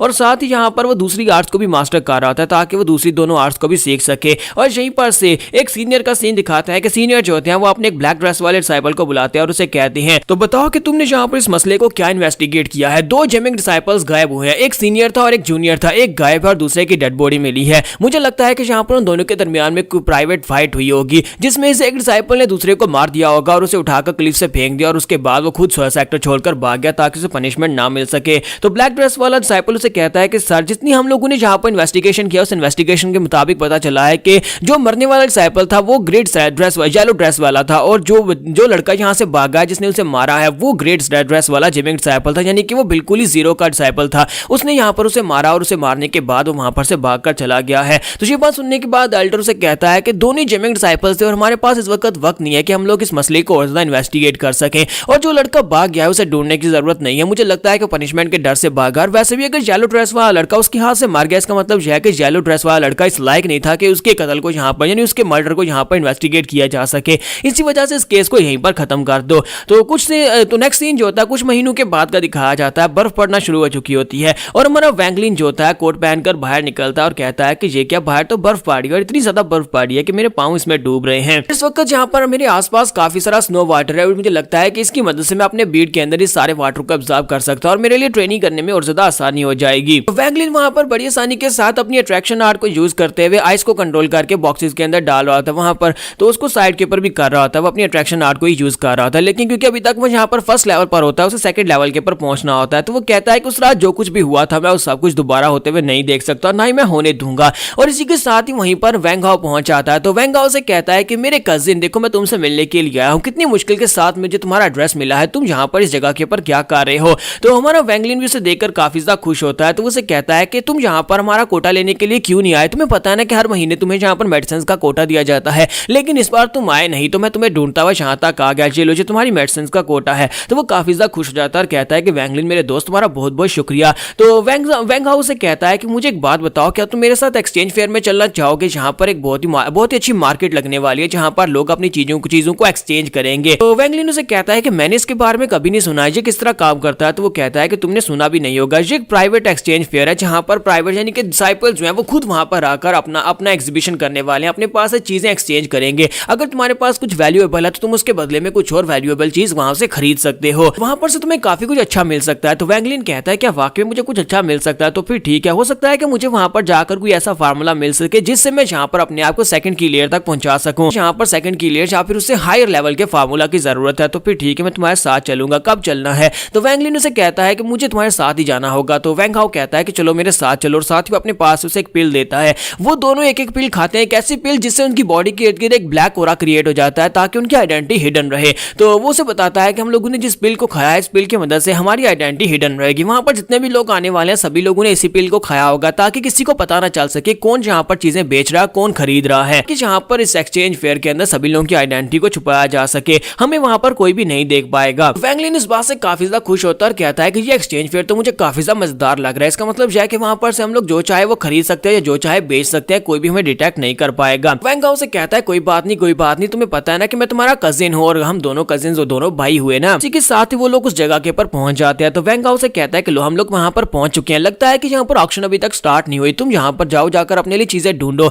चीजें ढूंढने के बाद हम लोग वापस एक ही पॉइंट के पर मिलेंगे। मैं भी जाकर अपने लिए चीजें ढूंढता हूँ, जो चीज मुझे अच्छी लगी वो मैं खरीद लूंगा। और इसी के साथ ही वो लोग वहां पर से अलग अलग हो जाते हैं। तो अलग अलग होने के बाद जैसे हमारा वैंगलिन आगे बढ़ता है, साइड के ऊपर एक बंदा जो होता है वो कपड़ा बिछाकर बैठा होता है और कहता है कि मेरे पास बहुत ही सस्ती चीजें हैं, अगर तुम एक्सचेंज करना चाहो तो कर सकते हो। तो वैंगलिन उसके पास ही बैठ जाता है, उसके पास एक मेटल का टुकड़ा पड़ा होता है। वो कहता है कि ये तो सिर्फ और सिर्फ एक स्क्रैप मेटल है। उसे अपने हाथ में पकड़ता है, उससे वो काफी ज्यादा गर्म महसूस होता है। तो वो कहता है कि इसका टेम्परेचर जो है उसे देखकर लगता नहीं है कि ये कोई आम सा स्क्रैप मेटल है। तो वो उस बंदे से पूछता है बताओ मैं इसके लिए तुम्हें क्या एक्सचेंज करूं? तो वो बंदा जो बैठा होता है वो उसे कहता है कि अगर तुम्हें यहाँ पर इसको एक्सचेंज करना है तो तुम्हें पूरे के पूरे 100 क्रिस्टल तो नहीं है, यहाँ पर तलिस्मन है, तुम्हें 100 तलिस्मन देने होंगे। तो वो कहता है कि मैं यहाँ पर तुम्हें तलिस्मन कहाँ से दूं, मेरे पास तो 100 नहीं है। और साथ ही वो अपनी जेब के अंदर से तलिस्मन निकालता है, क्योंकि उससे वो तलिस्मन याद आते हैं जो कि उस सीनियर लड़के को मारने के बाद ज़ैंगू ने उसे दिए थे। तो वो तलिस्मन की गड्डी निकालकर उसके सामने करता है और कहता है क्या इतने काफी रहेंगे? शॉपकीपर उसे कहता है हाँ हाँ क्यों नहीं, इतने काफी रहेंगे। और वो मेटल का टुकड़ा जो होता है वो उसे दे देता है। तो हमारा वैंगलिन मेटल के टुकड़े को अपनी थैली के अंदर रख लेता है और उसके साथ एक्सचेंज कर लेता है। और इसी के साथ ही वहां पर ढोल बजता है और उनसे कहा जाता है कि सभी लोग यहाँ पर आ जाएं, ऑक्शन स्टार्ट होने वाली है। जैसे वहां पर ऑक्शन स्टार्ट होती है, यहीं पर एक सीनियर लड़के को दिखाता है कि जो कि यहाँ पर इस पिल के साथ नहीं होता, उसने पिल नहीं खाई होती है और वहां पर ऊपर बैठा होता है। तो जब वहां पर ऑक्शन स्टार्ट होती है तो उन्हें कहा जाता है कि जो लोग अपनी चीजों को ऑक्शन करना चाहते हैं वो यहाँ पर आ जाए। सबसे पहले एक लड़का वहां पर आता है और कहता है कि मेरे पास एक तलवार है जो मैं 500 तलिस्मन के बदले बेचना चाहता हूँ। सभी लोग वहां पर उसको खरीदने के लिए बैट लगाते हैं। इसी के साथ ही वो तलवार बिक जाती है। और उसके बाद दूसरा लड़का वहां पर आता है और कहता है कि मेरे पास एक सिंगल जा हुआ पिल है, तो तुम में से कौन यहाँ पर इसको एक्सचेंज करना चाहेगा, अपनी प्राइस बताओ। और सबसे पहले वहां पर 1000 सेंट तलिस्मन, फिर 2000 सेंट तलिस्मन, फिर साथ ही वहां पर अलग अलग तलिस्मन की टाइप होते हैं, यानी कि जैसे हमारे पैसे होते हैं उस तरह तलिस्मन की क्वालिटी के हिसाब से उनके तलिस्मन के लेवल्स होते हैं। तो वो लोग वहां पर उसकी प्राइस काफी ज्यादा हायर कर रहे होते हैं। वैंगलिन जो होता है वहां पर ये सारी बातें सुन रहा था और इसी के साथ ही हमारा वैंग हाउ वहां पर ऑक्शन में हिस्सा लेता है। वो वहां पर कहता है कि मेरे पास इस वक्त CS स्पिरिट पिल्स हैं, 230 मैं तुम्हें देने को तैयार हूं। तो वहां पर जो तलिस्मन होते हैं नॉर्मल तलिस्मन से इसका लेवल ज्यादा हायर होता है। तुम्हारा वैंगलिन उसकी बात सुनने के बाद कहता है मुझे लगता है ये वैंग हाउ है। वैंग हाउ जहां पर ऑफर बना रहा है, ये आखिरी बैट इसने लगाई है। और दूसरी तरफ से जो लड़का होता है उसकी आवाज सुनने के बाद हमारा वैंगलिन जो होता है वो समझ जाता है कि वो लड़का कौन है। वैंगलिन कहता है कि ये बंदा जो यहाँ पर ऑक्शन कर रहा है इसकी आवाज तो जानी पहचानी लगती है। इसी के साथ ही वहां पर डील नहीं हो पाती और उस लड़के की चीज ऑक्शन नहीं होती। और उसके बाद ऑक्शन का मैनेजर कहता है कि बगला कौन है, कौन यहाँ पर अपनी आइटम को एक्सचेंज करना चाहता है। तुम्हारा वैंगलिन वहां पर सोच रहा था कि मेरे पास यहाँ पर इस गॉड के अंदर वाटर है, तकरीबन 100 ड्रॉप्स होंगे। एक ड्रॉप की जो वैल्यू है काफी ज्यादा अमेजिंग है और इस ड्रॉप की मदद से हम लोग बड़ी अच्छे से कल्टीवेट कर सकते हैं। तो क्यों ना मैं यहाँ पर इसी को बेच दूं, क्योंकि इसे बेचकर मैं काफी सारे पैसे कमा सकता हूँ। और इसी के साथ ही वो कहता है कि मैं यहाँ पर इसको एक्सचेंज करना चाहता हूँ। मेरे पास यहाँ पर 100 ड्रॉप वाटर के हैं जो कि बहुत ही पावरफुल की कंसंट्रेशन के साथ है। कोई इसको अगर खरीदना चाहता है तो वो खरीद सकता है, लेकिन इसके बदले मुझे यहाँ पर 2 to 4th लेवल का फार्मूला चाहिए कि कंसंट्रेशन के दूसरे से चौथे लेवल तक पहुंचने का फार्मूला चाहिए। तो वो सभी लोग जो होते हैं वहां पर उसकी बात सुनने के बाद कहते हैं कि हाँ हम तुम्हें फार्मूला देने को तैयार है। कोई उसे 2 से 4 का कहता है, कोई उसे 4 से 6 का फार्मूला देने का कहता जाता है। इसी के साथ ही वो सीनियर लड़का जो कि पहले ऊपर बैठा हुआ था, जिसने उस पिल को भी नहीं खाया हुआ, वो वहां पर नीचे उतरता और कहता है अगर इसके अंदर 200 ड्रॉप्स होते तो फिर मैं यहाँ पर तुम्हें 2 से लेकर 9 तक सारे के सारे फार्मूला हैंड ओवर करने को तैयार हूँ। तो ये बात सुनने के बाद वो सभी लोग खामोश हो जाते हैं, क्योंकि वो सीनियर होता है। सीनियर वो क्योंकि वो कैल्डर की जगह के ऊपर है, तो इसी वजह से वो सभी लोग पीछे हट जाते हैं और कहते हैं ये तो सीनियर ज़ेंग क्वांग है। ज़ेंग क्वांग का यहाँ पर क्या काम है? क्या ये यहाँ पर इस बॉटल को खरीदने के लिए आया जिसके अंदर 100 ड्रॉप्स वाटर हैं? तो वैंगलिन से कहता है क्या तुम्हारे पास यहाँ पर इसके 200 ड्रॉप्स है? अगर 200 ड्रॉप्स है तो फिर मैं तुम्हारे साथ डील करने को तैयार हूँ। तो यहाँ पर हम लोग अपनी एपिसोड 14 का एंड करेंगे। नेक्स्ट एपिसोड में देखेंगे क्या ज़ेंग क्वांग जो है क्या ये एक अच्छा बंदा है या फिर इसके लिए यहाँ पर खतरनाक है। तो गाइस कैसे हैं आप सब लोग? क्रॉनिकल्स ऑफ अ सेंट के एपिसोड 15 के साथ हाजिर हो। तो लास्ट एपिसोड के एंड पे हमने देखा था कि हमारा वैंगलिन जब वहां पर ऑक्शन के लिए अपने वाटर को रखता है तो वहीं पर वो सीनियर ज़ेंग क्वांग जो होता है नीचे उतर आता है और उसे कहता है कि अगर इसके अंदर 200 ड्रॉप्स हैं तो फिर मैं तुम्हें इसके बदले में 2 से 9th लेवल के फार्मूला दे सकता हूँ, कि यानी कि तुम दूसरे से 9th लेवल तक पहुंच सकते हो अपनी की कंसंट्रेशन में। लेकिन हमारा वैंगलिन से कहता है कि मुझे ये एक्सीडेंटली मिली थी, मुझे ये बॉटल मिली थी, इसके अंदर ही ये पानी मौजूद था और इसके अलावा मेरे पास और कुछ भी नहीं है। अगर तुम चाहो तो मैं तुम्हें सिर्फ यही ऑक्शन कर सकता हूँ। और साथ ही वो सोच रहा था कि इस बंदे की बॉडी के अंदर से जो ऑरा निकल रहा है बहुत ज्यादा खतरनाक है, और ऊपर से इसने यहाँ पर अपनी आइडेंटिटी को कवर भी नहीं किया हुआ। इसका मतलब यह है कि ये बहुत ही खतरनाक इंसान है। इसी के साथ ही वो लड़का ज़ेंग क्वांग जो होता है अपने पास से फार्मूला निकालकर उसकी तरफ फेंकता और कहता है कि ये लो, ये फार्मूला तुम्हारा हुआ, आप जल्दी से वाटर मुझे दे दो। तुम्हारा वैंगलिन जो होता है उसे वाटर दे देता है और कहता है कि ये लो, ये बॉटल अब तुम्हारी हुई है। तो वो दोनों वहां पर अट्रैक्शन आर्ट को यूज करते हुए दोनों चीजों को अपनी तरफ खींच लेता है। जैसे वो उन्हें अपनी तरफ ले लेता है, इसी के साथ उसे कहता है कि अगर तुम्हारे पास यहाँ पर और ज्यादा लिक्विड आता है तो इस लिक्विड को लेकर सीधा मेरे पास बैक माउंटेन के ऊपर चले आना। वहां पर आने के बाद मैं तुम्हें 15वें लेवल तक सारे फार्मूलाज देने को तैयार हूं, लेकिन उसके बदले में तुम्हें यहाँ पर मेरे लिए और ज्यादा वाटर को लेकर आना पड़ेगा। वैंगलिन जैसे उसकी ये वाली बात सुनता है, वैंगलिन को भी झटका लगता है और बाकी सभी लोगों को भी झटका लगता है, क्योंकि उन सभी को इस बारे में पता चल जाता है कि इस लड़की के पास यहाँ पर और ज्यादा वाटर हो सकता है। तो वो सभी लोग जो होते हैं डेविल स्माइल देना शुरू कर देते हैं। तुम्हारा वैंगलिन सभी की तरफ देखता है और कहता है कि इसने यहाँ पर क्या कर दिया। इसने यहाँ पर सिर्फ और सिर्फ एक बात की और आसपास के जितने लोग हैं वो सभी लोग अब मेरी तरफ ही देख रहे हैं। उन सभी को लगता है कि मेरे पास और ज्यादा ट्रेजर्स हो सकते हैं। मुझे लगता है कि अगर मैं यहाँ पर से जल्दी से नहीं निकलता तो ये सभी लोग मुझे लूटने की कोशिश करेंगे, और इसी के साथ ही वो सभी लोग वाकई में उसे लूटने के लिए उसके पीछे लग जाते हैं। तो वैंगलिन बड़ी तेजी के साथ वहां पर से भागता है और भागकर उसी के साथ ही अपनी अट्रैक्शन आर्ट को यूज करते हुए वहां पर अट्रैक्शन आर्ट के साथ जितनी आइस होती है वो सभी को वहां पर आसपास फैला देता है। वो वहां पर उस सभी को टॉर्नेडो की तरह घुमाता है, जिसकी वजह से आइस जो होती है आसपास पूरे एरिया में फैल जाती है और वहां पर एक स्क्रीन स्मोक स्क्रीन क्रिएट होती है। और इसी स्मोक स्क्रीन के क्रिएट होने के बाद उन सभी लोगों के बीच ही आकर खड़ा हो जाता है, क्योंकि सभी लोगों ने वहां पर आइडेंटिटी को कवर किया होता है, इसी वजह से कोई एक दूसरे को पहचान नहीं सकता। तो जैसे वो सभी लोगों के आकर बीच छुप जाता है तो वो सभी लोग कहते हैं कि वो हमारे हाथ से निकल गया। अगर वो लड़का हमारे हाथ से चढ़ जाता तो हम लोग उसके पास से सीक्रेट ले सकते थे कि वो उस मिस्टीरियस वाटर को कहां पर से लेकर आया है। और हमारा वैंगलिन सभी के बीचों बीच खड़ा होता है और कहता है कि शुक्र है कि यहाँ पर हम सभी लोगों ने आइडेंटिटी को कवर किया हुआ है। अगर यहाँ पर से भागा तो वो सभी लोग मुझे पहचान लेंगे कि मैं अकेला भाग कर जा रहा हूँ। अगर इन सभी के बीच रहूंगा तो किसी को पता नहीं चलेगा कि मैं यहीं पर इस जगह के ऊपर खड़ा हूँ। लेकिन वो बंदा जो भी था वो ज़ेंग क्वांग बहुत ज्यादा खतरनाक इंसान था। उसने यहाँ पर सिर्फ एक लफ्ज कहकर इन सभी को मेरे खिलाफ कर दिया। लगता है कि मुझे आइंदा उस बंदे से छुप कर रहना होगा। जबकि वो ज़ेंग क्वांग जो होता है वो भी वहां पर उसके अट्रैक्शन आर्ट के यूज करने के तरीकों को देखकर काफी हैरान होता है और कहता है कि ये लड़का तो कोई जीनियस लगता है जिसने अट्रैक्शन आर्ट को इस तरह से यूज किया है। और इसी के साथ ही उनका मैनेजर जो होता है उनसे कहता है कि ठीक है अब सभी लोग यहाँ पर इस तरफ ध्यान दो, हम लोग अपनी ऑक्शन को कंटिन्यू करते हैं। तो सभी लोग यहाँ पर इस तरफ ध्यान दो। फिर से वहां पर ऑक्शन होना स्टार्ट हो जाती है और वो सभी लोग वहां पर जो चीज खरीदना चाहते हैं वो खरीदते हैं। और हमारा वैंगलिन जो होता है वहां पर कुछ भी नहीं खरीदा, क्योंकि वो उसके आवाज को पहचानते हैं। और साथ ही वो लोग वहां पर से उसको खत्म करते हैं। ऑक्शन को खत्म करने के बाद वापस आ जाते हैं। तो वैंगलिन जो होता है अपने घर पहले पहुंच चुका होता है। वैंग हाउस के पास आता है, उसे कहता है कि तुम तो बड़ी जल्दी वापस आ गए,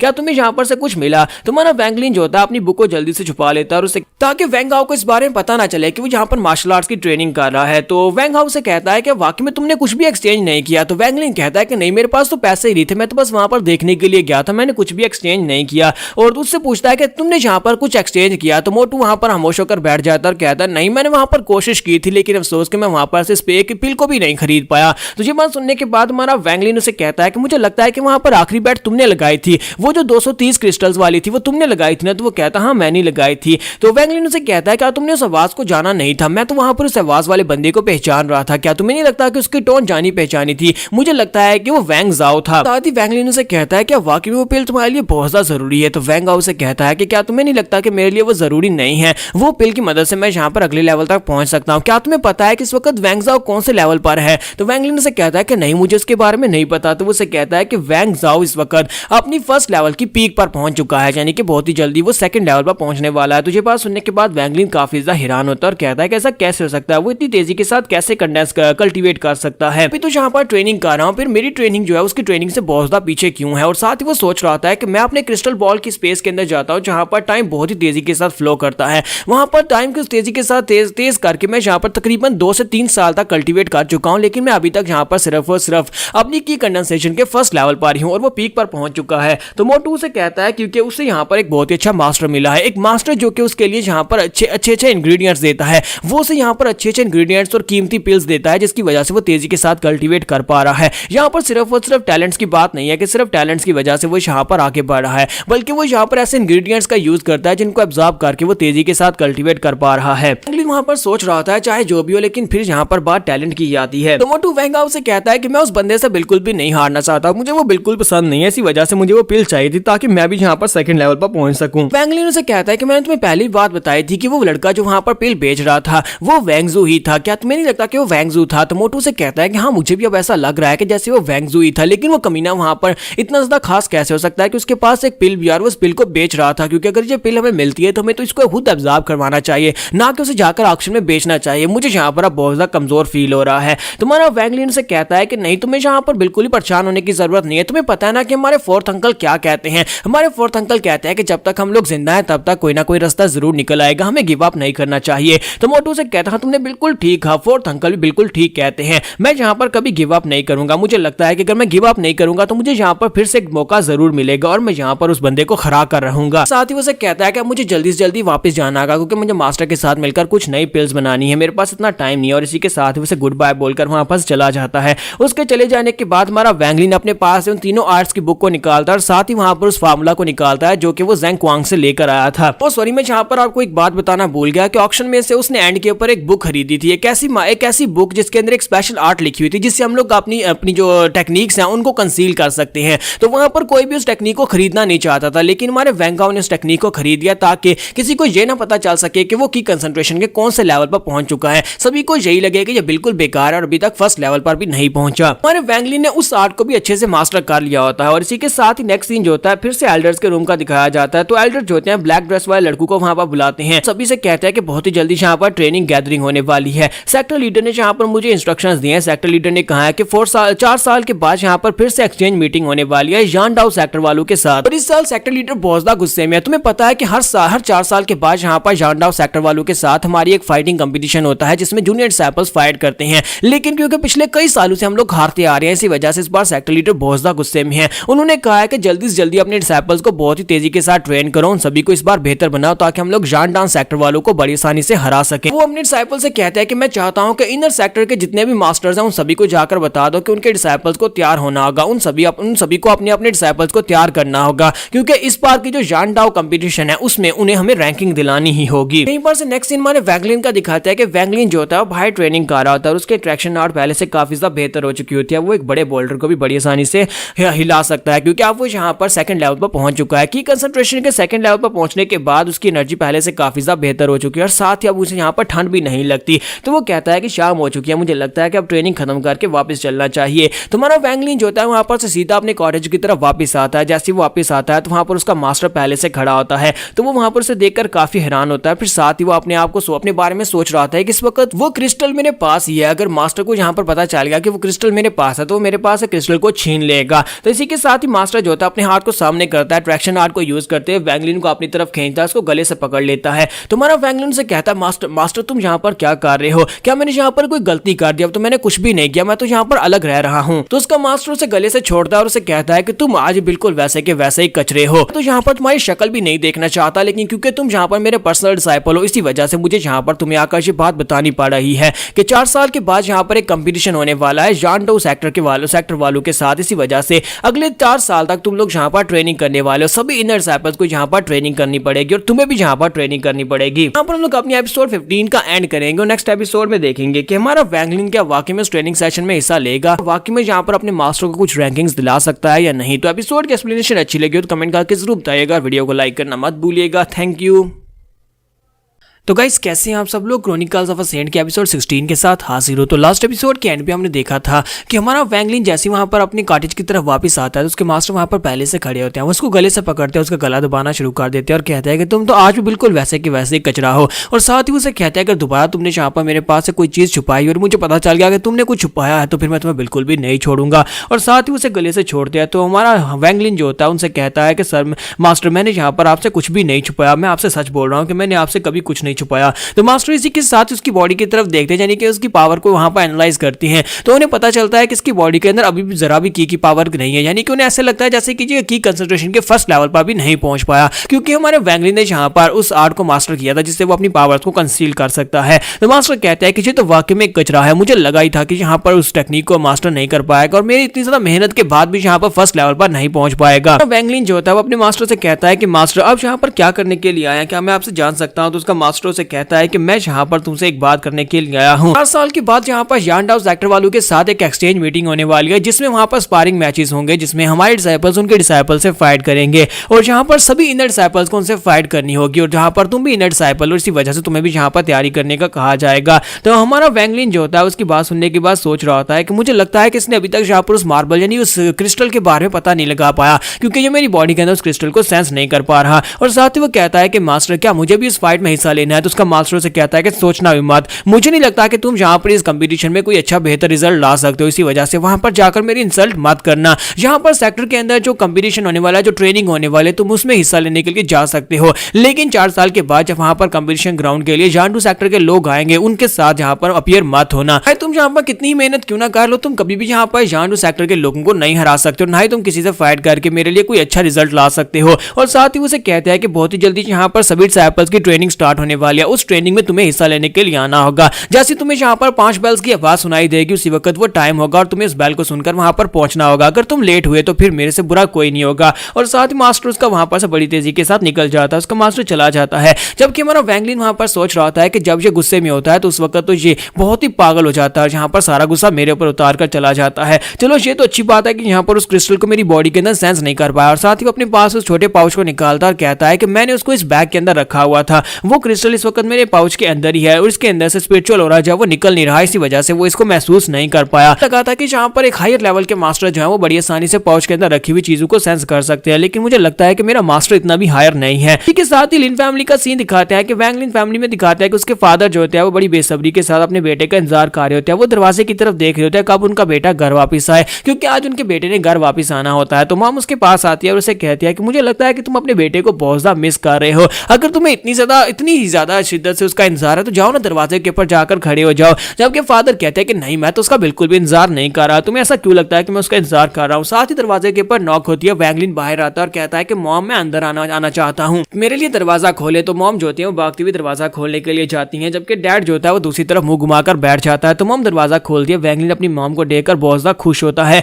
तो उसकी मॉम से कहता है कि ये क्या बेटा तुमने यहाँ पर मोटे कपड़े क्यों नहीं पहने हुए, तुम्हें पता है कि बर्फ पड़ रही है, इतनी ठंड और तुम यहाँ पर पतले कपड़ों में क्या कर रहे हो। तो वैंगलिन कहता है कि नहीं मॉम अब मैं यहाँ पर काफी स्ट्रॉन्ग हो चुका हूँ, मेरी बॉडी के की एनर्जी है जो कि मुझे प्रोटेक्ट कर रही है और मुझे ठंड नहीं लगती। इसकी बात सुनने के बाद मॉम बहुत ज्यादा खुश हो जाती है और कहती है इसका मतलब यह है कि तुम एक सेंट बन चुके हो। तो वो कहता है नहीं मॉम अभी मैं एक सेंट नहीं बना, बस मैं यहाँ पर अभी तक की कंसंट्रेशन के फर्स्ट लेवल पर पहुंचा हूँ। फिर साथ ही वो पूछता है डैड कहाँ पर है, तो वहां पर सामने से डैड दिखाई देते हैं। तो उनसे कहता है डैड मैं वापस आ गया। तो उसकी डैड दूसरी तरफ मुंह घुमाकर उसे कहते हैं अच्छा तो ये तो अच्छी बात है। फिर साथ ही वो उसे कहते हैं कि अच्छा जल्दी से जाओ, जाकर नहा धोकर तैयार हो जाओ, उसके बाद हम लोग खाने पर मिलते हैं। जबकि साथ उसके डैड जो होते हैं अंदर से रो रहे होते हैं और उसे अपना चेहरा नहीं दिखाना चाहते होते क्योंकि वो उससे बहुत ज्यादा प्यार करते हैं, लेकिन साथ ही वो अपना रोता हुआ चेहरा उसे बिल्कुल भी नहीं दिखाएंगे। और वो जल्दी से उठकर अंदर चले जाते हैं और कहते हैं कि मैं तुम्हारे लिए खाने का बंदोबस्त करता हूँ। जबकि मॉम जो होती है वो वैंगलिन से कहती है कि तुम्हारे डैड को देखो जरा, वो किस तरह से बिहेव कर रहे हैं, वो सुबह से यहीं पर बैठे हुए हैं, सुबह से तुम्हारा इंतजार कर रहे थे कब तुम यहाँ पर आओगे और तुमसे मिलेंगे, लेकिन वो तुम्हारे सामने अपने इमोशंस को दिखाना नहीं चाहते, इसी वजह से इस तरह बिहेव कर रहे हैं। सेम टाइम के ऊपर दूसरी तरफ का सीन दिखाते हैं जहां पर वैंगजू जो होता है वो इनर सेक्टर का कंपटीशन में हिस्सा ले रहा होता है, क्योंकि मास्टर ने उसे इनर सेक्टर कंपटीशन में हिस्सा लेने से मना किया था कि जहां पर गैदरिंग में आकर मेरी इंसल्ट मत करवाना। उसे ट्रेनिंग ग्राउंड्स के ऊपर आने की इजाजत थी, लेकिन जहां पर कंपटीशन में हिस्सा लेने की इजाजत नहीं थी। ये इनर सेक्टर कंपटीशन है, 4 साल के बाद जांडू सेक्टर के साथ कंपटीशन होगा और इस कंपटीशन में हमारे वैंग ज़ाओ को दिखाता है कि वैंग ज़ाओ आसपास देख रहा होता है,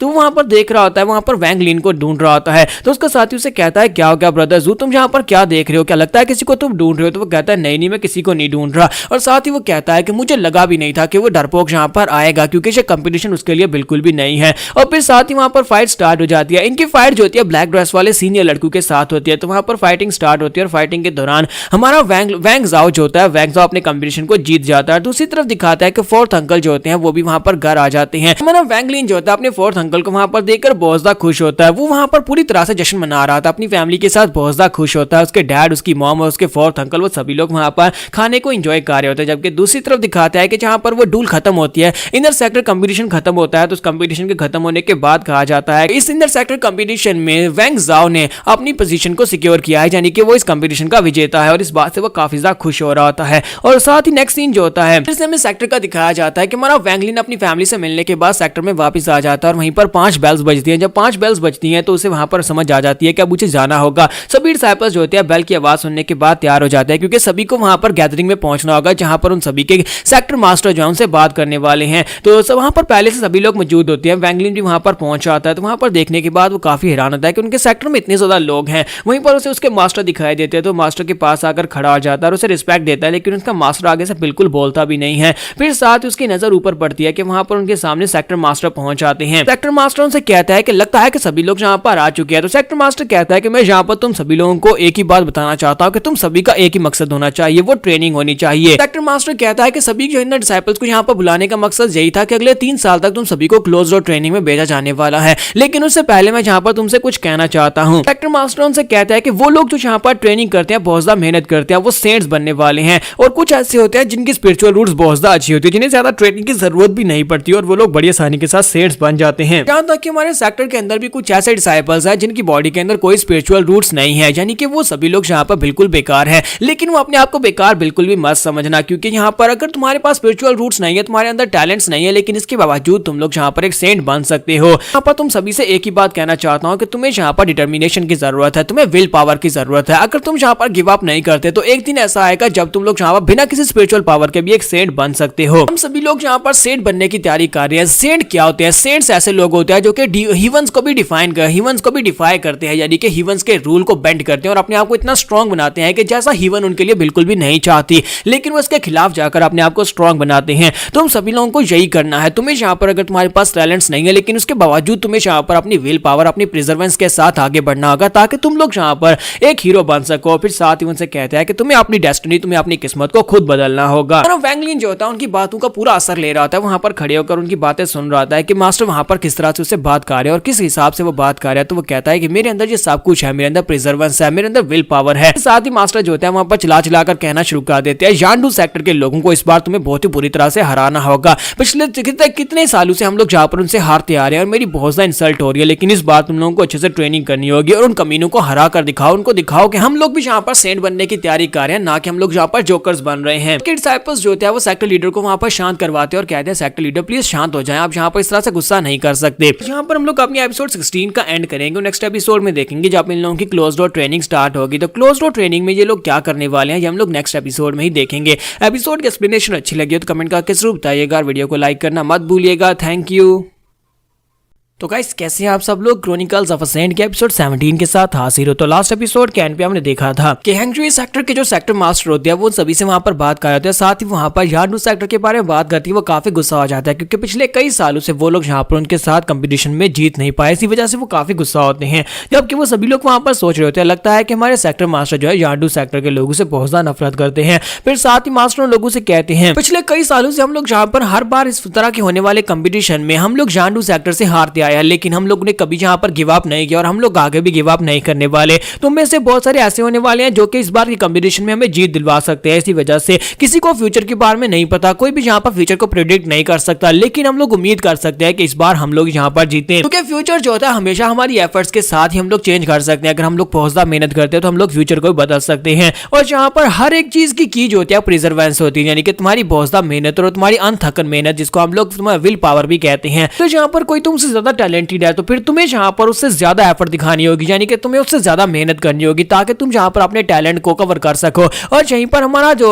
वैंगलिन होता है, वैंगजू होते हैं, वो सभी लोग उनकी बातों को सुन रहे होते हैं, क्योंकि वैंगजू के पास टैलेंट है जबकि वैंगलिन के पास एफर्ट्स है और उसकी विल पावर है। सेक्टर मास्टर उनसे कहते हैं कि अगले 4 साल तक तुम लोग क्लोज डोर ट्रेनिंग में जाने वाले हो, जहां पर तुम्हें एक स्पेशल केव के अंदर भेजा जाएगा और साथ ही तुम्हें स्पेशल मटेरियल्स दिए जाएंगे। 4 साल तक तुम सभी लोग कल्टीवेट करोगे। कल्टीवेट करने के बाद तुम सभी लोग जब वहां से वापस आओगे, सभी लोग यहाँ पर सेंट बनने के लिए बहुत ज्यादा आगे निकल चुके होगे और काफी स्ट्रॉन्ग बनकर वापस आओगे और उसके बाद में यहाँ पर कंपटीशन में हिस्सा लेना होगा। तो हो सकता है कि तुम सभी लोग यहाँ पर एक दूसरे से आगे निकल जाओ। तुम सभी का मिशन यही होना चाहिए कि तुम सभी लोग एक दूसरे से आगे निकलोगे ताकि तुम सभी लोग यहाँ पर हमारे हैंगजुई सेक्टर का भविष्य बन सको। और साथ ही वहां पर उनसे कहते हैं, अब तुम सभी लोग क्या इस बात को मानते हो, क्या तुम सभी लोग यहाँ पर हैंगजुई सेक्टर के लिए इस फाइट को जीतोगे? तो वो सभी लोग कहते हैं जी सर हम लोग जीतेंगे। तो साथ सेक्टर लीडर उनसे कहते हैं तो फिर ठीक है, तुम सभी लोगों को यहाँ पर से जाना होगा। और साथ ही उनसे कहता है कि तुम सभी लोग यहाँ पर से जाओ। और साथ ही वो अपने इशारा करते हैं और उन सभी को टेलीपोर्ट कर देते हैं। जैसे वो वहां पर इशारा करते हैं तो सभी बच्चे जो होते हैं एक साथ वहां से टेलीपोर्ट होने के बाद बैक माउंटेन के ऊपर पहुंच जाते हैं। बैक माउंटेन के ऊपर जहां पर एक अरीना टाइप बना होता है और वहां पर उसकी दीवारों के अंदर बहुत सारी केव्स होती हैं। वहां पर हर एक केव के अंदर एक बच्चा जाने वाला है, जहां पर जाकर वो क्लोज डोर में ट्रेनिंग करने वाला है। और वैंगलिन जो होता है वो वहां पर उसकी तरफ देखता है कि उसकी हाइट बहुत ज्यादा होती है, वहां पर बहुत सारी केव्स होती हैं और वहां पर सभी बच्चों के लिए एक एक केव होती है। तो वैंगलिन कहता है कि तो क्या वाकई में यही वो बैक माउंटेन है? लेकिन मुझे तो किसी भी एंगल से बैक माउंटेन दिखाई नहीं देती और ऊपर से यहाँ पर से स्नो क्यों नहीं गिर रही? किसी के साथ ही वैंगजू आगे बढ़ता है और उसे कहता है कि बेवकूफ लड़के, तुम वहां पर खड़े खड़े क्या कर रहे हो? यहाँ पर नहीं होना चाहिए था। तुम्हें पता है ना कि तुम यहाँ पर इस जगह के ऊपर होने के लायक नहीं हो। और इसी के साथ वो काफी गुस्सा होता है और उसे कहता है कि तुम यहाँ पर हमारी फैमिली का नाम खराब कर रहे हो, इसलिए तुम्हें यहाँ पर बिल्कुल भी नहीं होना चाहिए, क्योंकि तुम अभी तक इस लायक भी नहीं हो सके कि तुम यहाँ पर की कंडेंसेशन के फर्स्ट लेवल तक पहुंच सको। क्योंकि अगर तुम यहाँ पर फर्स्ट लेवल पर भी नहीं पहुंच पाए तो यहाँ पर 4 साल की ट्रेनिंग के बाद तुम क्या उखाड़ लोगे? मुझे नहीं लगता कि तुम यहाँ पर कोई सेंट बन सकते हो, इसलिए चुपचाप जल्दी से वापस चले जाओ। जबकि उसका दोस्त से कहता है कि मुझे लगता है कि तुम्हें खुद भी नहीं पता कि तुम आगे जाकर क्या बन सकते हो। फैंगसू से कहता है कि अपनी बकवास बंद करो, ये हमारी फैमिली का मसला है, मैं अपने कजन के साथ बात कर रहा हूँ, मुझे लगता है कि तुम्हें यहाँ पर बीच में बोलने का कोई अधिकार नहीं। तो इसी के साथ उसका दोस्त वहीं पर खामोश हो जाता है। जबकि दूसरी तरफ से हमारा वैंगलिन उसे कहता है कि मेरा तुम्हारे साथ कोई ताल्लुक नहीं है, तुम यहाँ पर मुझे बार बार अपनी फैमिली मत कहा करो। जबकि वैंगजू से कहता है कि ये बहुत ही सिंपल है, अगर तुम यहाँ पर हमारे साथ अपना रिलेशन तोड़ देते हो, बाकी के सभी फैमिली मेंबर्स को बता देते हो कि तुम अपने नाम के साथ से वैंग का नाम हटाने वाले हो, तो उसके बाद से मैं तुम्हारी तरफ देखूंगा भी नहीं और मुझे इस बात से कोई फर्क भी नहीं पड़ेगा, तुम जो मर्जी करो। और इसी के साथ एक सीनियर ब्रदर उन दोनों के बीच में आ जाता है और उनसे कहता है कि तुम दोनों बस बहुत हो गया, तुम दोनों यहाँ पर आपस में फाइट करना बंद करो, जल्दी से अलग अलग हो जाओ, अगर मैंने तुम दोनों को इकट्ठा देखा तो फिर तुम्हें सजा मिलेगी। जबकि इसी के साथ वैंगजू से कहता है कि वैंगजू है कि तुम इस बारे में बोल रहे हो कि अभी फिलहाल के लिए जो सेक्टर लीडर ने तुम सभी लोगों से कहा, सेक्टर लीडर ने कहा था अगर तुम्हारे अंदर टैलेंट की कमी है तो तुम लोग यहाँ पर विल पावर से उसको पूरा कर सकते हो, यहाँ पर कोई भी एक सेंट बन सकता है, तुम लोग यहाँ पर इसके ऊपर ज्यादा भरोसा मत करो कि तुम्हारे पास ज्यादा टैलेंट है, तुम यहाँ पर एक सेंट बनने के लिए परफेक्ट हो, लेकिन ऐसा कुछ भी नहीं है। बात सुनने के बाद वैंगसू वहां पर साइड के ऊपर चला जाता है। जबकि हमारा वैंगलिन उसे कहता है कि सीनियर ब्रदर जैंग, ये क्या आपकी आउटफिट कैसे चेंज होगी? आपके बाद लास्ट टाइम जब मैंने आपको देखा था उस वक्त आपके जो कपड़े थे, यानी आपका यूनिफॉर्म था वो व्हाइट था, अब यहाँ पर आपका यूनिफॉर्म जो है ब्लैक हो गया है। तो वो उसे कहता है ये सब कुछ तुम्हारी मेहरबानी है। तो वैंगलिन से कहता है कि इस बात का क्या मतलब है? तो सीनियर ब्रदर जू से कहता है कि ये सब कुछ तुम्हारी वजह से मुमकिन हो सका। क्या तुम्हें याद है कि जहां पर से तुम वहां पर केव के अंदर गिर गए थे, जहां पर से तुम गिरे थे खाई के अंदर, उस केव के अंदर जहां पर टाइगर की डेड बॉडी पड़ी हुई थी, मैं वहां पर गया था और वहां पर की पावर बहुत ज्यादा डेंस थी, मैं वहां पर बैठकर कल्टीवेट करता रहा। कुछ महीनों की कल्टीवेशन के बाद मेरा लेवल बढ़ गया और मुझे यहाँ पर ब्लैक ड्रेस दे दी गई। तो इसका मतलब यह है कि तुम्हारी वजह से पॉसिबल हो पाया है, अगर तुम वहां पर से गिरते नहीं तो मुझे कभी वो केव नहीं मिलती। और वैंगलिन से कहता है कि वाकई में मुझे लगा ही था कि वो केव काफी ज्यादा स्पेशल है, इसी वजह से तुम वहां पर बैठकर कल्टीवेट कर पाए। और उस टाइगर का क्या हुआ, तुमने उसकी बॉडी का क्या किया? तो वो कहता है कि टाइगर की बॉडी को तो मैंने दफना दिया था, मैं उसे ऐसे नहीं छोड़ सकता था, इसी वजह से मैंने उसे दफना दिया। इसी के साथ ही वो सीनियर लड़का भी वहां पर पहुंचा था जिसका नाम जैंग क्वांग होता है। तो जैंग क्वांग वहां पर आकर आने के बाद उनसे कहता है कि तुम सभी लोगों को यहाँ पर वेलकम कहता हूँ, तुम सभी लोग यहाँ पर बैक माउंटेन के ऊपर आए और यहाँ पर तुम सभी का ध्यान मुझे रखना है। तो जैंग क्वांग उन लोगों से कहता है कि तुम सभी लोग जिस बैक माउंटेन के ऊपर खड़े हो, असल में ये एक ट्रेनिंग ग्राउंड है, यहाँ पर तुमसे पहले भी बहुत सारे बच्चे ट्रेनिंग करके गए और यहाँ पर तुम्हें केव्स दिखाई दे रही होंगी। इस वॉल के अंदर बहुत सारी केव है, हर एक केव के अंदर जाकर तुम लोग ट्रेनिंग कर सकते हो। तो सभी को यहाँ पर एक एक केव मिलने वाली है। जगह के ऊपर जो स्पिरिचुअल हो रहा है, हमारे हैंगजुई सेक्टर में में इस तरह का स्पिरिचुअल ऑरा और किसी भी जगह के ऊपर नहीं है। इसी वजह से हम लोग इनर डिसाइपल्स को स्पेशली यहाँ पर ट्रेनिंग के लिए भेजते हैं।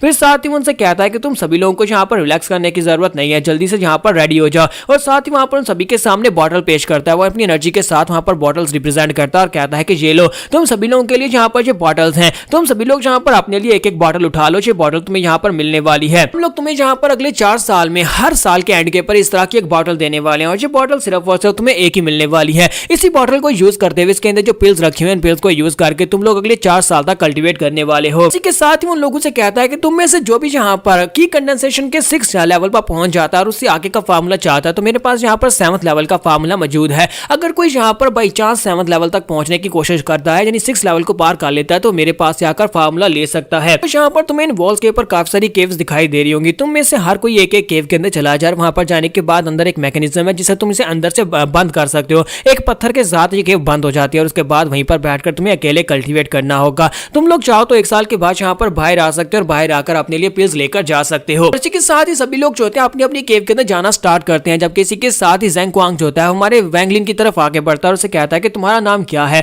तुम्हारा वैंगलिन जो होता है उसे अपना नाम बताता है, जबकि वो उसे कहता है कि लड़के क्या तुम अभी तक यहाँ पर की कंडेंसेशन के 1st लेवल पर अभी नहीं पहुंच पाए, तुम्हारा मास्टर कौन है। तो इसी के साथ ही हमारा वैंगलिन उसे अपना नाम बताता है और साथ ही उसे अपने मास्टर के बारे में बताता है और उसे कहता है कि मेरे मास्टर की वजह से ये सब कुछ नहीं हुआ, बल्कि मेरे अंदर इतने टैलेंट्स नहीं है कि मैं यहाँ पर की कंडेंसेशन के 1st लेवल पर पहुंच पाता। ज़ेंग क्वांग उसे कहता है कोई बात नहीं, मैं तुम्हारे बारे में यहाँ पर काफी कुछ सुना है। मैंने सुना है कि तुम यहाँ पर खुदकुशी करने की वजह से सेक्टर में ज्वाइन हुए थे। तो इस बात से ज्यादा फर्क नहीं पड़ता कि अगर तुम्हारे पास टैलेंट्स हैं या नहीं है, टैलेंट से ज्यादा कोई मसला नहीं है। क्योंकि हमारे सेक्टर लीडर हमेशा से एक बात करते आए हैं, वो कहते हैं कि यहाँ पर हम लोग अगर हमारे अंदर बहुत ज्यादा हिम्मत और बहुत ज्यादा मेहनत करने की लगन है, तब हम लोग यहाँ पर एक सेंट बन सकते हैं। तो मुझे लगता है कि अगर तुम्हारे अंदर प्रिजर्वेंस है तो फिर तुम्हारे लिए काफी ज्यादा बेहतर है, तुम भी एक सेंट बन सकते हो। तो मुझे कहता है कि सीनियर आपका बहुत बहुत शुक्रिया आपकी टीचिंग्स के लिए। फिर साथ ही उसे कहता है कि मुझे लगता है कि बाकी की सारी केव्स हैं वो सारी की सारी फिल हो चुकी हैं और तुम क्योंकि अभी तक की कंडेंसेशन के 1st लेवल पर नहीं पहुंचे, इसी वजह से तुम्हारे लिए ऊपर उड़ना काफी ज्यादा मुश्किल है। तो मैं तुम्हारी मदद करता हूं, मैं वहां पर एक केव के अंदर तुम्हें भेज देता हूं और इसी के साथ वो अपनी पावर्स को यूज करते हुए अपनी की मैनिपुलेशन टेक्निक के साथ से उठाकर ऊपर केव तक पहुंचा देता है। तो मानो वैंगलिन जो होता है फाइनली एक केव के अंदर पहुंच जाता है। वहां पर पहुंचने के बाद वो नीचे उसकी तरफ देख रहा होता है और कहता है ये बंदा वाकई में बहुत ज्यादा खतरनाक है। फिर साथ ही वो कहता है कि इस जगह के ऊपर जो एयर है वो वाकई में बहुत ज्यादा डेंस है। फिर साथ ही वो ऊपर से नीचे की तरफ ज़ेंग क्वांग की तरफ देखता है और कहता है अगर वहां पर फेयर एक्सचेंज के अंदर अगर इस बंदे ने मेरे साथ वो बुरा ना किया होता तो मैं यहाँ पर इस बात को मान लेता कि ये वाकई में एक अच्छा इंसान है, लेकिन असल में ये एक अच्छा इंसान बिल्कुल भी नहीं है। फाइनली यहाँ पर हमारे वैंगलिन की ट्रेनिंग स्टार्ट होने वाली है। अगली 4 साल तक वो इसी केव के अंदर बैठा रहने वाला है ताकि वो कल्टीवेट कर सके। यहाँ पर हम लोग अपनी एपिसोड 17 का एंड करेंगे। नेक्स्ट एपिसोड में देखेंगे इसकी कल्टीवेशन के बाद इसका कौन सा लेवल हो जाएगा और क्या ये बाकी सभी से बहुत ज्यादा स्ट्रॉन्ग होकर बाहर निकलेगा। तो एपिसोड की एक्सप्लेनेशन अच्छी लगी हो तो कमेंट करके जरूर बताइएगा। वीडियो को लाइक करना मत भूलिएगा। Thank you. तो गाइस कैसे हैं आप सब लोग। क्रॉनिकल्स ऑफ अ सेंट के एपिसोड 18 के साथ हाजिर हो। तो लास्ट एपिसोड के एंड पे हमने देखा था कि हमारा वैंगलिन जो होता है फाइनली अपनी से केव मिल जाती है और केव के अंदर जाने के बाद ऊपर से नीचे की तरफ देखकर सोच रहा होता है कि ज़ेंग क्वांग एक अच्छा इंसान है। मैं ऐसा सोचता अगर वहां पर एक्सचेंज इंसिडेंट में इसने मेरे साथ बुरा ना किया होता। फिर साथ ही वहां पर साइड के ऊपर एक डाल लटकी होती है, एक पेड़ की डाल होती है जिसके ऊपर एक परिंदे ने घोंसला बनाया होता है। वो उसकी तरफ देखता और कहता है कि हेलो मेरे पड़ोसी, तुम कैसे हो। मुझे लगता है कि अगले 4 साल तक मैं यहाँ पर तुम्हें बार बार देखने वाला हूँ क्योंकि तुम मेरे पड़ोसी हो। और इसी के साथ ही वो बाकी सभी को देखता है कि उन सभी लोगों ने अपनी क्लोज डोर ट्रेनिंग स्टार्ट कर ली होती है। फिर साथ ही वो आगे बढ़ता और कहता है किसी जगह इतनी बुरी नहीं है, मुझे लगता है कि वाकई में इस जगह के ऊपर मैं ट्रेनिंग करने वाला हूं। अब जबकि मैं इस जगह के अंदर 4 साल रहने वाला हूं, 4 साल के लिए मैं अपने क्रिस्टल को भी यूज करूंगा और उसके अंदर टाइम बहुत ही तेजी के साथ चलता है। तो फिर इसका मतलब मैं कई सालों तक यहाँ पर ट्रेनिंग करने वाला हूँ। और इसी के साथ ही हमारा वैंगलिन जो होता है सामने जाकर अपने बेड के ऊपर बैठ जाता है। वो अपने पास से अपनी पॉकेट को खोलता है और उस पॉकेट के अंदर से देखता और कहता है, वैंगलिन जो होता है उस क्रिस्टल को निकालकर सोच रहा होता है कि क्रिस्टल का एक साइड इफेक्ट ये भी है कि इस क्रिस्टल की मदद से मैं सिर्फ और सिर्फ एक वक्त में 25 घंटे के लिए जाकर ट्रेनिंग कर सकता हूं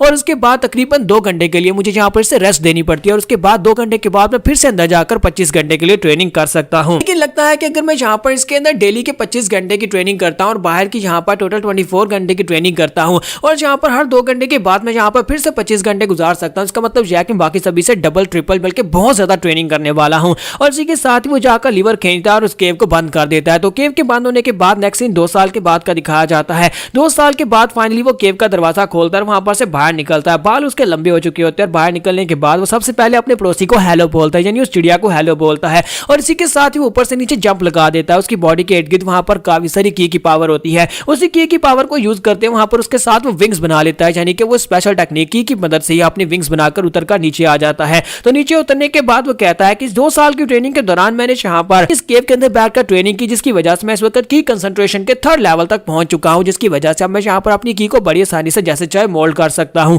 और इसी के साथ ही जीजी भी वहीं पर नीचे उतर आती है। तो जीजी वहां पर नीचे उतरने के बाद उसकी तरफ देखती है और खुश हो जाती है और कहती है कि ये तो ब्रदर वैंग है, जो तो बहुत बड़ा कोइंसिडेंस है कि हम दोनों एक साथ नीचे उतरे हैं। तुम्हारा वैंगलिन उसे कहता है गुड मॉर्निंग, तुम यहाँ पर नीचे उतरी हो तो कोई खास वजह ही होगी। तो वो कहती है हाँ क्यों नहीं, तुम्हें पता है कि साल पूरा हो चुका है, हम लोग यहाँ पर अपने लिए स्पिरिचुअल इंग्रेडिएंट्स लेने के लिए आए हैं। तो जीजी उसे कहती है मुझे बताओ ना कि तुम्हारा इस वक्त लेवल क्या है। तुम्हारा वैंगलिन उसे कहता है कि अफसोस कि मैं इस वक्त 1st लेवल तक ही पहुंच पाया हूँ। ये बात सुनने के बाद जीजी उसे कहती है कि मुझसे तो झूठ बोलना बंद करो। तो वैंगलिन इस बात से काफी ज्यादा हैरान होता है। वो सोच रहा था कहीं ऐसा तो नहीं है कि मेरी यार यहाँ पर काम नहीं कर रही और इसने यहाँ पर देख लिया मेरा ओरिजिनल लेवल क्या है। तो वो उसे कहता है कि यहाँ पर क्या हो गया, लगता है कि तुम यहाँ पर समझ नहीं पा रही, मैं यहाँ पर तुम्हें सच्ची बता रहा हूँ, जरा गौर से देखो तो मेरी बॉडी के इर्द बहुत ही कम लो एनर्जी की एक शील्ड है। तो जीजी से कहते हैं कि मुझे पता है कि तुम यहाँ पर झूठ बोल रहे हो, अगर मैं यहाँ पर सच्ची बताऊं तो 2 साल पहले जब हम लोग यहाँ पर आए थे उसी वक्त तुम की कंडेंसेशन के 2nd लेवल पर पहुंच चुके थे। इस बात से हमारे वैंगलिन को और भी बड़ा झटका लगता है क्योंकि वो वाकई में उस वक्त 2nd लेवल पर था। तो वो उसे कहता है कि इस बात का क्या मतलब है। तो वो कहती है कि इस बात का मतलब यह है कि उस वक्त जब तुम यहाँ पर आए थे उस वक्त काफी ज्यादा ठंड पड़ रही थी और सिर्फ वही इंसान यहाँ पर ठंड की वजह से बच सकता है जो कि कंडेंसेशन के 2nd लेवल पर हो। इसी वजह से क्योंकि उस वक्त तुमने बहुत ही कम कपड़े पहने हुए थे, तुमने ऊपर जैकेट भी नहीं पहनी हुई थी। इसी वजह से क्योंकि तुम 2nd लेवल पर थे इसलिए तुम्हें ठंड नहीं लग रही थी और मैंने उसी वक्त हिसाब लगा लिया कि तुम अपनी रियल स्ट्रेंथ को छुपा रहे हो। लेकिन बताओगे कि तुम यहाँ पर अपनी स्ट्रेंथ को छुपा क्यों रहे हो, मुझे इस बारे में पता नहीं है, लेकिन मैं किसी को तुम्हारे सीक्रेट के बारे में नहीं बताऊंगी। हमारा वैंगलिन इस बात से काफी खुश होता है, चलो शुक्र है कि यहाँ पर किसी को इस बारे में नहीं बताएगी। और साथ ही उससे कहता है मुझे लगता है कि मुझे यहाँ पर तुम्हें सच बतानी पड़ेगा। मेरे 4th अंकल हमेशा से कहते हैं कि लड़कियां बहुत ज्यादा समझदार होती हैं और लड़कियां यहाँ पर बहुत ज्यादा सेंसिटिव भी होती हैं। तुमने यहाँ पर इस बात को जान लिया जबकि बाकी के सभी लोग इसको पहचान भी नहीं पाए। तो वो उसे कहता है कि हाँ ये बात सच है कि मैं यहाँ पर 2 साल पहले 2nd लेवल पर पहुंच चुका था और यहाँ पर 2 साल और ट्रेनिंग के बाद इस वक्त मैं 3rd लेवल पर पहुंच चुका, मैं 3rd लेवल की पीक पर पहुंच चुका हूँ, लेकिन इस वक्त मैं आगे नहीं बढ़ पा रहा। तो मुझसे कहते हैं इसका मतलब यह है कि तुम भी यहाँ पर 3rd लेवल पर हो। तुम्हारा वैंगलिन से कहता है कि हाँ मैं भी 3rd लेवल पर हूँ, लेकिन क्या तुम भी 3rd लेवल पर हो। तो वो कहती है हाँ मैं भी 3rd लेवल के ऊपर हूँ, लेकिन मैं पीक पर पहुंचने के बाद अब यहाँ पर आगे ब्रेक थ्रू नहीं कर पा रही।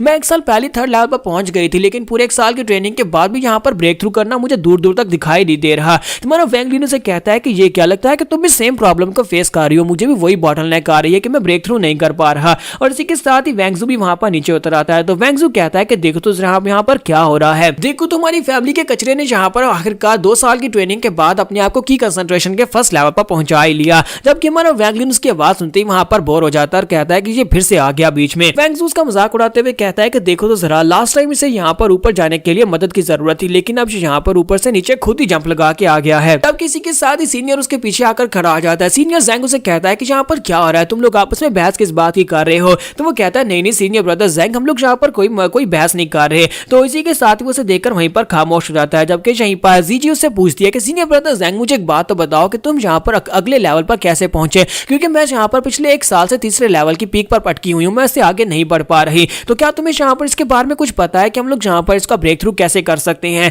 तो सीनियर उसे कहता है कि मुझे लगता है कि तुम में से ज्यादा लोग जो हैं वो यहाँ पर 3rd लेवल की पीक पर अटके हुए हैं, इसी वजह से मैं यहाँ पर तुम्हें एक सीक्रेट बताता हूँ। मैं तुम्हें बताता हूँ कि इस लेवल को कैसे पार किया जाता है, सभी लोग यहाँ पर इकट्ठे हो जाओ। जब सभी लोग वहां पर इकट्ठे हो जाते हैं तो वो उनसे कहता है कि जब हम लोग यहाँ पर 6ठे लेवल तक पहुंचने वाले होते हैं, 6ठे लेवल से और 1st लेवल के दरमियान में यहाँ पर 2 बॉटलनेक्स आती हैं। सबसे पहली बॉटलनेक जो होती है वो 3rd लेवल की पीक पर आती है और उसके बाद 4th लेवल की पीक पर आती है। 3rd लेवल की पीक के ऊपर से ब्रेक थ्रू करना यहाँ पर बहुत ज्यादा मुश्किल होता है, इम्पॉसिबल तो नहीं लेकिन मुश्किल होता है। कुछ लोग ऐसे होते हैं जो अपने टैलेंट्स की वजह से यहाँ पर 3rd लेवल को बिल्कुल नॉर्मल जैसे नॉर्मल कल्टीवेशन होती है वैसे इसको पार कर जाते हैं, उन्हें पता भी नहीं चलता कि वो किसी बॉटलनेक पर थे। लेकिन कुछ लोग ऐसे होते हैं जो अपनी सारी जिंदगी यहाँ पर इसको ब्रेक थ्रू करने की कोशिश में लगे रहते हैं, लेकिन वो अपनी सारी जिंदगी यहाँ पर 3rd लेवल से आगे नहीं बढ़ पाते। यही फर्क होता है एक नेचुरल टैलेंट में और एक दूसरी किस्म के एफर्ट्स में। अगर तुम लोग बहुत ज्यादा मेहनत करते हो और बहुत ज्यादा मेहनत करने के बाद भी तुम यहाँ पर वो तरीका नहीं जानते कैसे तुम इसको ओवरकम कर सकते हो, तब तुम यहाँ पर आगे ब्रेक थ्रू नहीं कर सकते। इसके लिए एक बहुत ही फेमस फ्रेज कही जाती है कि तुम्हें यहाँ पर मुंडेन वर्ड को छोड़ना होगा, यानी कि दुनिया के जितने भी काम काज हैं सभी को छोड़कर तुम्हें मेहनत करनी होगी और यहाँ पर तुम्हें दुनिया से कट ऑफ होना होगा, तभी तुम यहाँ पर अपने आप आपको थर्ड लेवल से फोर्थ लेवल में ब्रेक थ्रू करवा पाओगे। इसी के साथ ही वो सभी को वहां पर बता देता है कि कैसे तुम्हें यहाँ पर थर्ड लेवल की पीक पर से ब्रेक थ्रू कंप्लीट करना है। फिर साथ ही वहां पर शाम के वक्त का सीन दिखाते हैं कि शाम के वक्त दिखाते हैं कि हमारा वैंगलिन जो होता है वहीं पर बैक माउंटेन के ऊपर जो रिवर होता है उस रिवर के ऊपर से पानी भर रहा होता है। उसके पास काफी सारी गोर्ड्स होती है, वो सभी बोतलों के अंदर पानी भर लेता है और काफी ज्यादा खुश भी होता है, साथ ही पी भी रहा होता है और कहता है मुझे पता है कि यहाँ पर इस पानी के अंदर काफी सारी गाढ़ी कंसंट्रेशन की है जिसकी वजह से इस पानी का काफी अच्छा इफेक्ट है। हालांकि क्रिस्टल के जितना इसका अच्छा इफेक्ट नहीं है लेकिन फिर भी ये काफी ज्यादा अच्छा है। और वहां पर उस सारे के सारे को अपनी अपनी बैग के अंदर रख लेता है। जब वो सभी को अपने बैग के अंदर रख रहा होता है और कहता है कि मैं लेट हो गया, मुझे जल्दी से वापस चलना चाहिए। इसी के साथ ही ज़ेंग क्वांग वहां पर पहुंच आता है और उसे कहता है कि हेलो वैंगलिन, तुम यहाँ पर क्या कर रहे हो। तो वैंगलिन उसे देखते ही बहुत ज्यादा घबरा जाता है। तो उसे कहता है घबराने की जरूरत नहीं है, लगता है कि तुम यहाँ पर इस रिवर के अंदर से गाढ़ी स्पिरिचुअल एनर्जी वाले पानी को अपनी बॉटल्स के अंदर भर रहे हो, लेकिन लगता है कि तुम पहले से यहाँ पर तैयारी करके आए हो, इसी वजह से तुम्हारे पास इतनी सारी बॉटल्स हैं। मुझे लगा नहीं था कोई यहाँ पर इतनी बॉटल्स लेकर आएगा।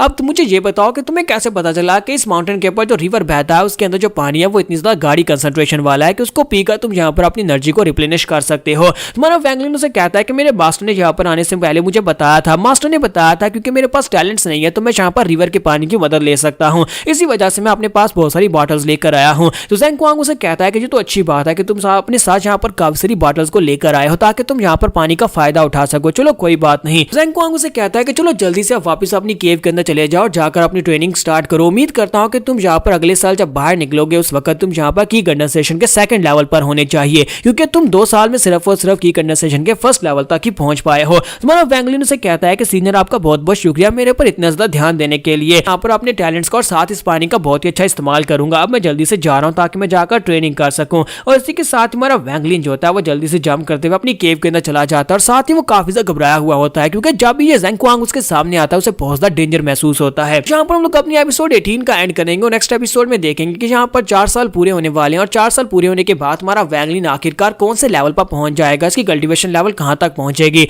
तो एपिसोड की एक्सप्लेनेशन अच्छी लगी हो तो कमेंट करके जरूर बताइएगा, वीडियो को लाइक करना मत भूलिएगा। Thank you. तो गाइस कैसे हैं आप सब लोग, क्रॉनिकल्स ऑफ अ सेंट के एपिसोड 19 के साथ हाजिर हो। गाइस यहाँ पर पिक्चर्स की थोड़ी सी क्वालिटी ड्रॉप हो गई है, थोड़ी सी डार्क हो गई है, ये शायद इनकी प्रिंटिंग की गलती है। तो आगे की कुछ 4-5 एपिसोड्स ऐसी हैं और उसके बाद फिर से ये बिल्कुल ठीक हो जाएगा, यानी कलर्स वगैरह फिर से पहले जैसे साफ हो जाएंगे। तो लास्ट एपिसोड के एंड पे हमने देखा था कि हमारा वैंगलिन जो होता है वो ज़ेंग क्वांग से भागता हुआ ऊपर चला जाता है और ऊपर जाकर कहता है कि ये बंदा जब भी मेरे सामने आता है मुझे बहुत ज्यादा खतरा महसूस होता है। फिर साथ ही वो कहता है कि मैं यहाँ पर कब तक इन सभी लोगों से डरता रहूंगा। वैंगलिन वहां पर सोच रहा होता है कि जितने भी लोग यहाँ पर सेंट बनने की तैयारी करते हैं, वो जो लोग यहाँ पर सेंट बनना चाहते हैं उन सभी लोगों की एक ना एक डिजायर जरूर होती है। वो सभी लोग मेरी तरह इंसान होते हैं, लेकिन इसके बावजूद वो सभी लोग मुझसे काफी ज्यादा अलग क्यों होते हैं। यहाँ पर ज़ेंग क्वांग को देखो वो कितना खतरनाक है, मेरे मास्टर को देखो वो कितने खतरनाक है, और ऊपर से उस येलो स्क्विरल को देखो वो भी कितना ज्यादा खतरनाक था। वो सभी लोग यहाँ पर इसी तरह के होते हैं। मुझे लगता है कि यहाँ पर सेंट बनने का रास्ता बिल्कुल ऐसा ही है। अगर मैं यहाँ पर इस ट्रैम्बलिंग सिचुएशन से बाहर निकलना चाहता हूँ, अगर मैं यहाँ पर इस डर से बाहर निकलना चाहता हूँ, तो फिर मुझे इन सभी लोगों से ज्यादा स्ट्रांग होना होगा, मुझे ज़ेंग क्वांग से ज्यादा स्ट्रांग बनना होगा, मुझे अपने मास्टर से ज्यादा स्ट्रांग बनना होगा, तभी मैं यहाँ पर स्ट्रांग बन पाऊंगा और तभी मैं यहाँ पर इन सभी के डर से बाहर निकल पाऊंगा। और वैंगलिन वहां पर यही सोचता है और कहता है कि मेरे लिए सिर्फ और सिर्फ एक ही रास्ता है इन सभी से बाहर निकलने का, मुझे यहाँ पर स्ट्रांग बनना है। और इसी के साथ वो महसूस करता है कि उसकी एनर्जी जो होती है पहले से काफी ज्यादा बढ़ चुकी होती है। और वैंगलिन वहां पर सोच रहा था है कि मिस शीजी भी इस वक्त अपनी की कंसंट्रेशन के 3rd लेवल की पीक पर पहुंच चुकी है, लेकिन उसका ऑरा मेरे ऑरा जैसा बिल्कुल भी नहीं था। ऐसे लगता है कि जैसे वो और ज्यादा ऑरा को ग्रो नहीं करवा सकती जब तक वो 4th लेवल में ब्रेक थ्रू नहीं कर पाती, लेकिन मेरा ऑरा इसे देखकर लगता है ये लिमिटलेस है, यानी कि इसकी कोई मिकदार नहीं है, इसकी कोई हद नहीं है, ये बहुत ज्यादा बढ़ता जा रहा है। मुझे यहाँ पर इस बात से काफी ज्यादा हैरानी हो रही है। इसका मतलब यह है कि मेरी कोई लिमिट नहीं है। अगर मैं यहाँ पर 3rd लेवल में भी रहता हूँ लेकिन मेरा ऑरा इसी तरह से ग्रो करता रहेगा और मैं बहुत ज्यादा स्ट्रांग बन जाऊंगा। वैंगलिन सोच रहा था कि मुझे लगता है कि मैं यहाँ पर इतनी आसानी के साथ 4th लेवल में ब्रेक थ्रू नहीं कर पाऊंगा। और साथ ही वो अपने लोगों के बारे में सोचता है, अपनी फैमिली के बारे में सोचता है। फिर साथ ही वो अपने उस स्पिरिचुअल स्पेस के अंदर चला जाता है और कहता है क्योंकि यहाँ पर मेरा ऑरा जो है वो लिमिटलेस है, मुझे लगता है कि स्पिरिचुअल स्पेस की वजह से ये सब कुछ हो रहा है, क्योंकि यहाँ पर बहुत सारा ऑरा है और ये सारे का सारा ऑरा यानी सारी की सारी की पावर है मेरी बॉडी के अंदर एब्जॉर्ब होती रही है, जिसकी वजह से मेरे ऑरा की कोई लिमिट नहीं रही। ब्रेक थ्रू करना इससे काफी ज्यादा अलग है। वैंगलिन कहता है कि मुझे याद है कि जब मैं पहली बार यहाँ पर आया था उसके बाद कई बार मैं यहाँ पर आ चुका हूँ, लेकिन जब भी मुझे यहाँ से बाहर निकलना था मैं इन लाइट्स को छूता था और लाइट्स की वजह से मुझे बहुत ज्यादा दर्द होता था,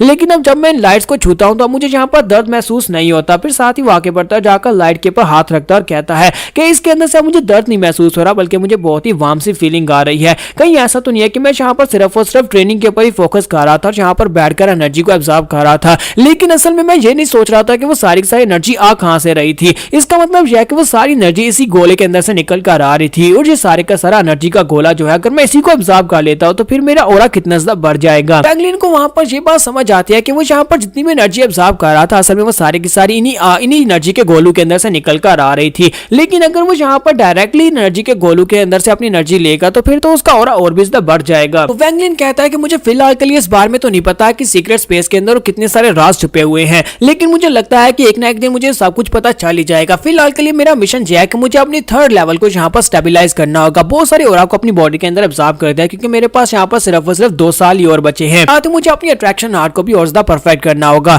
तो नेक्स्ट सीन जो होता है 4 साल के बाद का दिखाया जाता है। तो ड्रीम स्पेस के अंदर उसके 4 साल जो होते हैं 25 साल के बराबर होते हैं, क्योंकि उसने ड्रीम स्पेस के अंदर बैठकर यहाँ पर बहुत ज्यादा कल्टीवेट किया होता है। तो बाकी सभी लोगों ने सिर्फ 4 साल कल्टीवेट किया, जबकि हमारे वैंगलिन ने टोटल 28 यानी 28 साल तक वहां पर कल्टीवेट किया है। तो वैंगलिन का ऑरा जो है वो बहुत ज्यादा थिक हो चुका है, हालांकि वो अभी भी यहाँ पर थर्ड लेयर की पीक पा रही है, वो यहाँ पर 4th लेवल में ब्रेक थ्रू नहीं कर पाया, लेकिन उसका ऑरा जो है वो कंटिन्यूअसली ग्रो होता रहा है, जिसकी वजह से उसे खुद भी नहीं पता कि वो कितना ज्यादा स्ट्रांग हो चुका है। 4 साल पूरे हो जाते हैं तो इसी के साथ ही ज़ेंग क्वांग वहां पर बाहर आता है और कहता है कि 4 साल पूरे हो चुके हैं, इन सभी के अब यहाँ से निकलने का वक्त आ चुका है, क्योंकि सेक्टर लीडर इन सभी का इंतजार कर रहे हैं। तो वो बाहर खड़े होकर कहता है कि जो लोग भी यहाँ पर अपनी ट्रेनिंग को कंप्लीट कर चुके हैं जल्दी से बाहर निकल आओ, क्योंकि तुम्हारे 4 साल पूरे हो गए हैं। सभी के सभी को यहाँ पर से बाहर निकलना होगा, क्योंकि सेक्टर लीडर इस वक्त मेन हॉल के सामने तुम्हारा वेट कर रहे हैं। तो सभी लोग वहां पर चट्टान को हटाते हैं और वहां पर अपनी केव के अंदर से बाहर निकलते हैं। सभी लोग जंप करते हुए नीचे उतर आते हैं। हमारा वैंगलिन भी वहां पर नीचे उतरता है। तो सबसे पहले शीजी उसके पास आती है और उसके पास आकर कहती है कि ये क्या, तुम तो कितने लंबे हो गए हो,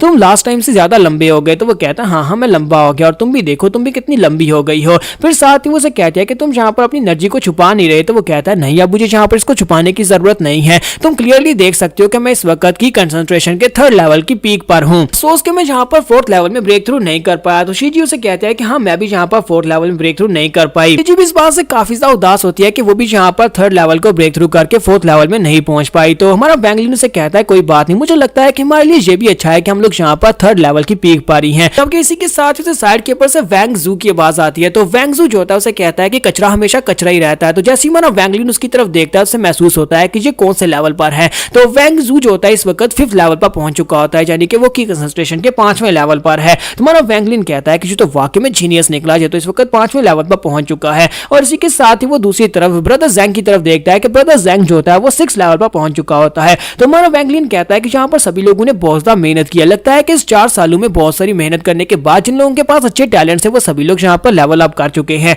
और मैं यहाँ पर इन सभी लोगों से हार चुका हूँ। और इसी के साथ ही वहां पर जबरदस्त एनर्जी आती है और इन सभी को टेलीपोर्ट कर लिया जाता है। सभी को टेलीपोर्ट करने के बाद सेक्टर लीडर जो होते हैं अपने सामने बुलाते हैं और उनसे कहते हैं कि तुम सभी लोगों ने यहाँ पर 4 साल ट्रेनिंग की और 4 साल जो वो पलक झपकते ही गुजर गए। इस बात से बहुत ज्यादा खुश हूं कि तुम में से बहुत सारे लोगों ने बहुत अच्छे से इंप्रूव किया है। बहुत सारे लोग यहाँ पर 4th लेवल पर है, 5th लेवल पर है, कुछ लोग उससे भी आगे निकल गए, और इस बात से मैं बहुत ज्यादा खुश हूँ। मास्टर उन लोगों से कहता है कि तुम में से जितने भी लोग इस वक्त कल्टीवेशन के 5th लेवल पर और 6th लेवल पर है वो सभी लोग यहीं पर रुको, जबकि बाकी के सभी लोग वापस जाकर अपने अपने मास्टर से मिल सकते हो और उन्हें जाकर रिपोर्ट कर सकते हो कि 4 साल में तुम लोगों ने क्या कुछ गेन किया है। साथ ही सेक्टर मास्टर उनसे कहता है कि 3 दिन के बाद जानडू सेक्टर के लोग यहाँ पर आने वाले हैं, वो विजिट करने के लिए आएंगे, जहाँ पर हमारे डिसाइपल्स के साथ उनका कंपटीशन होने वाला है, जहाँ पर हमारी फाइटिंग होने वाली है। और मैं चाहता हूँ कि तुम सभी लोग अच्छे से तैयारी करो, इस बार हम लोग उनसे बिल्कुल भी नहीं हार सकते, क्योंकि दांव के ऊपर बहुत बड़ी कीमत लगी है, इस बार उनके साथ शर्त लगी हुई है। साथ ही तुम सभी लोगों ने क्योंकि लेवल अप कर लिया है, लेकिन तुम सभी लोगों के यूनिफॉर्म्स को बाद में चेंज किया जाएगा। 3 दिन के बाद जानडू सेक्टर के साथ जो कंपटीशन होने वाला है उसके बाद हम लोग तुम्हारे यूनिफॉर्म्स को चेंज करेंगे, इसलिए जाओ जाकर पहले अपने मास्टर से मिलो। तो यहीं पर से नेक्स्ट सीन दिखाते हैं कि हमारा वैंगलिन जो होता है अपने कॉटेज में आता है, जहां पर शीजी भी उसके पास ही होती है, और शीजी जो होती है कैंची लेकर आती है और उसके बाल काट देती है। वो उसे कहता है कि तुम्हारा बहुत बहुत शुक्रिया। तो शीजी उसे कहती है कोई बात नहीं, अब क्या तुम अपने मास्टर से मिलने के लिए जाओगे? तो वो कहता है हाँ मुझे मास्टर से मिलने के लिए जाना है। तुम्हारा वैंगलिन जो होता है अपने मास्टर के रूम के बाहर आता है और उसे कहता है कि मास्टर वैंगलिन जहां पर आपको रिस्पेक्ट देता है। तो मास्टर उसे कहता है मास्टर कौन है यहाँ पर? तो हमारा वैंगलिन जब उसे अपने बारे में बताता है वो बाहर आकर उसे देखता है, तो वो कहता है कि मैं तो इस कमीने के बारे में भूल ही गया था, अगर यहाँ पर ये 4 साल के बाद मेरे पास नहीं आता तो मुझे तो याद भी नहीं था कि ये मेरा डिसाइपल है। मास्टर उसे कहता है ठीक है तुम अंदर आ सकते हो। तुम्हारा वैंगलिन जब वहां पर अंदर आता है और अंदर आने के बाद फिर से उसे रिस्पेक्ट देता है, तो मास्टर इस बात से काफी हैरान होता है कि ये की कंसंट्रेशन के 3rd लेवल पर पहुंच चुका है। वैंगलिन उसे बताता है कि पिछले 4 साल में मैंने मैंने बहुत ज्यादा मेहनत की, इतनी मेहनत की कि मैंने यहाँ पर अपने आप को की कंसंट्रेशन के 3rd लेवल की पीक पर पहुंचा लिया है, लेकिन अफसोस मैं 4th लेवल तक नहीं पहुंच पाया। क्योंकि उसका मास्टर वहां पर सोच रहा था कि काश यहाँ पर पहले 1st लेवल पर पहुंच जाता, क्योंकि मैं यहाँ पर सोल सर्च आर्ट को यूज करने वाला था इसके ऊपर, ताकि मैं इसकी बॉडी के अंदर सर्च कर सकूं कौन कौन से इसने सीक्रेट छुपा रखे हैं। लेकिन अब जबकि ये 3rd लेवल पर पहुंच चुका है तो अफसोस कि मैं उस आर्ट को यूज नहीं कर सकता और ये बहुत ज्यादा खतरनाक भी है। इसके साथ ही उसका मास्टर से कहता है कि तुम्हें बहुत ज्यादा बधाई हो कि तुम यहाँ पर 3rd लेवल पर पहुंच चुके हो। अब जबकि तुम 3rd लेवल पर पहुंच चुके हो तो मुझे यहाँ पर तुम्हें अपना ऑफिशियल डिसाइपल मानना ही पड़ेगा। तो मास्टर से कहता है कि मैंने अपनी सारी जिंदगी में सिर्फ और सिर्फ एक ही डिसाइपल को अपने लिए डिसाइपल चूज किया था और वो सिर्फ और सिर्फ तुम हो। इससे पहले मेरा कोई डिसाइपल नहीं था, इसलिए तुम यहाँ पर आज के बाद से इस जगह पर रह सकते हो। उनके बाद यहाँ पर एक्सचेंज मीटिंग होने वाली है जहाँ पर यांडू सेक्टर के लोग आने वाले हैं। चाहता हूँ कि इस वक्त तुम मेरे साथ वहां पर चलना और वहां पर जाकर तुम सारी फाइट को एनालाइज करना। उम्मीद करता हूँ कि तुम्हें वहां पर यांडू सेक्टर के लोगों से कुछ मार्शल आर्ट सीखने का मौका मिलेगा। यहाँ पर हम लोग अपनी एपिसोड 19 का एंड करेंगे और नेक्स्ट एपिसोड में देखेंगे कि इसका मास्टर क्या वाकई में अच्छा हो गया है या फिर वो यहाँ पर फिर से कोई नौटंकी कर रहा है ताकि इसके सीक्रेट्स को जान सके। तो एपिसोड की एक्सप्लेनेशन अच्छी लगी हो तो कमेंट करके जरूर बताइएगा, वीडियो को लाइक करना मत भूलिएगा। Thank you. तो लास्ट एपिसोड के एंड पे हमने देखा था कि मास्टर जो होता है वो हमारे वैंगलिन से कहता है कि तुम्हारे मास्टर ने अपनी सारी जिंदगी में सिर्फ एक ही डिसाइपल चूज किया और वो तुम हो, और मैं चाहता हूं कि 3 दिन के बाद जो एक्सचेंज मीटिंग होने वाली है तुम उस वक्त मेरे साथ रहना ताकि तुम वहां पर से कुछ सीख सको। और उसी के साथ उसे कहता है क्योंकि तुम तीसरे लेवल पर पहुंच चुके हो, बताओ कि तुमने अपनी अट्रैक्शन आर्ट को कहां तक मास्टर किया है। तो वैंगलिन उसे कहता है कि आपका डिसाइपल जहां पर अट्रैक्शन आर्ट को यूज कर सकता है, लेकिन उसे यूज करने में मुझे काफी ज्यादा मुश्किल हो रही है। तो उसका मास्टर उसे कहता है कि ये बहुत ज्यादा नेचुरल सी बात है कि तुम्हें उसे यूज करने में मुश्किल हो रही है, क्योंकि वो एक सेंट आर्ट और तुम्हारे बस की बात बिल्कुल भी नहीं है, क्योंकि तुम तो शुरुआत से एक कचरा थे। इसके साथ उसे कहते हैं लेकिन मैं तुम्हें एक बात बताता हूं कि जितना ज्यादा तुम अट्रैक्शन आर्ट को ज्यादा यूज करोगे तुम्हारे लिए उतना ज्यादा बेहतर रहेगा, क्योंकि ये प्रैक्टिस के साथ ही बेहतर होती है। हमारे मास्टर ने यहाँ पर अट्रैक्शन आर्ट को मास्टर करने के लिए पूरा 1 साल लिया था। हालांकि ये बाकी सभी लोगों से बहुत ही लंबा वक्त था, लेकिन इसके बावजूद 1 साल के अरसा में मैंने यहाँ पर उसको अच्छे से मास्टर कर लिया था। और मुझे लगता है कि जहाँ पर बाकी सभी लोगों से ज्यादा अरसा मुझे ही लगा था, मैं जहाँ पर सबसे लेट अट्रैक्शन आर्ट को मास्टर कर पाया था। साथ उसका मास्टर से कहता है कि अब यहाँ पर इसको गौर से देखना, और साथ ही वो अपनी एनर्जी को यूज करते हुए अट्रैक्शन आर्ट को यूज करते हुए अपनी तलवार को समन करते हैं और उनकी तलवार उनके हाथ के ऊपर होती है।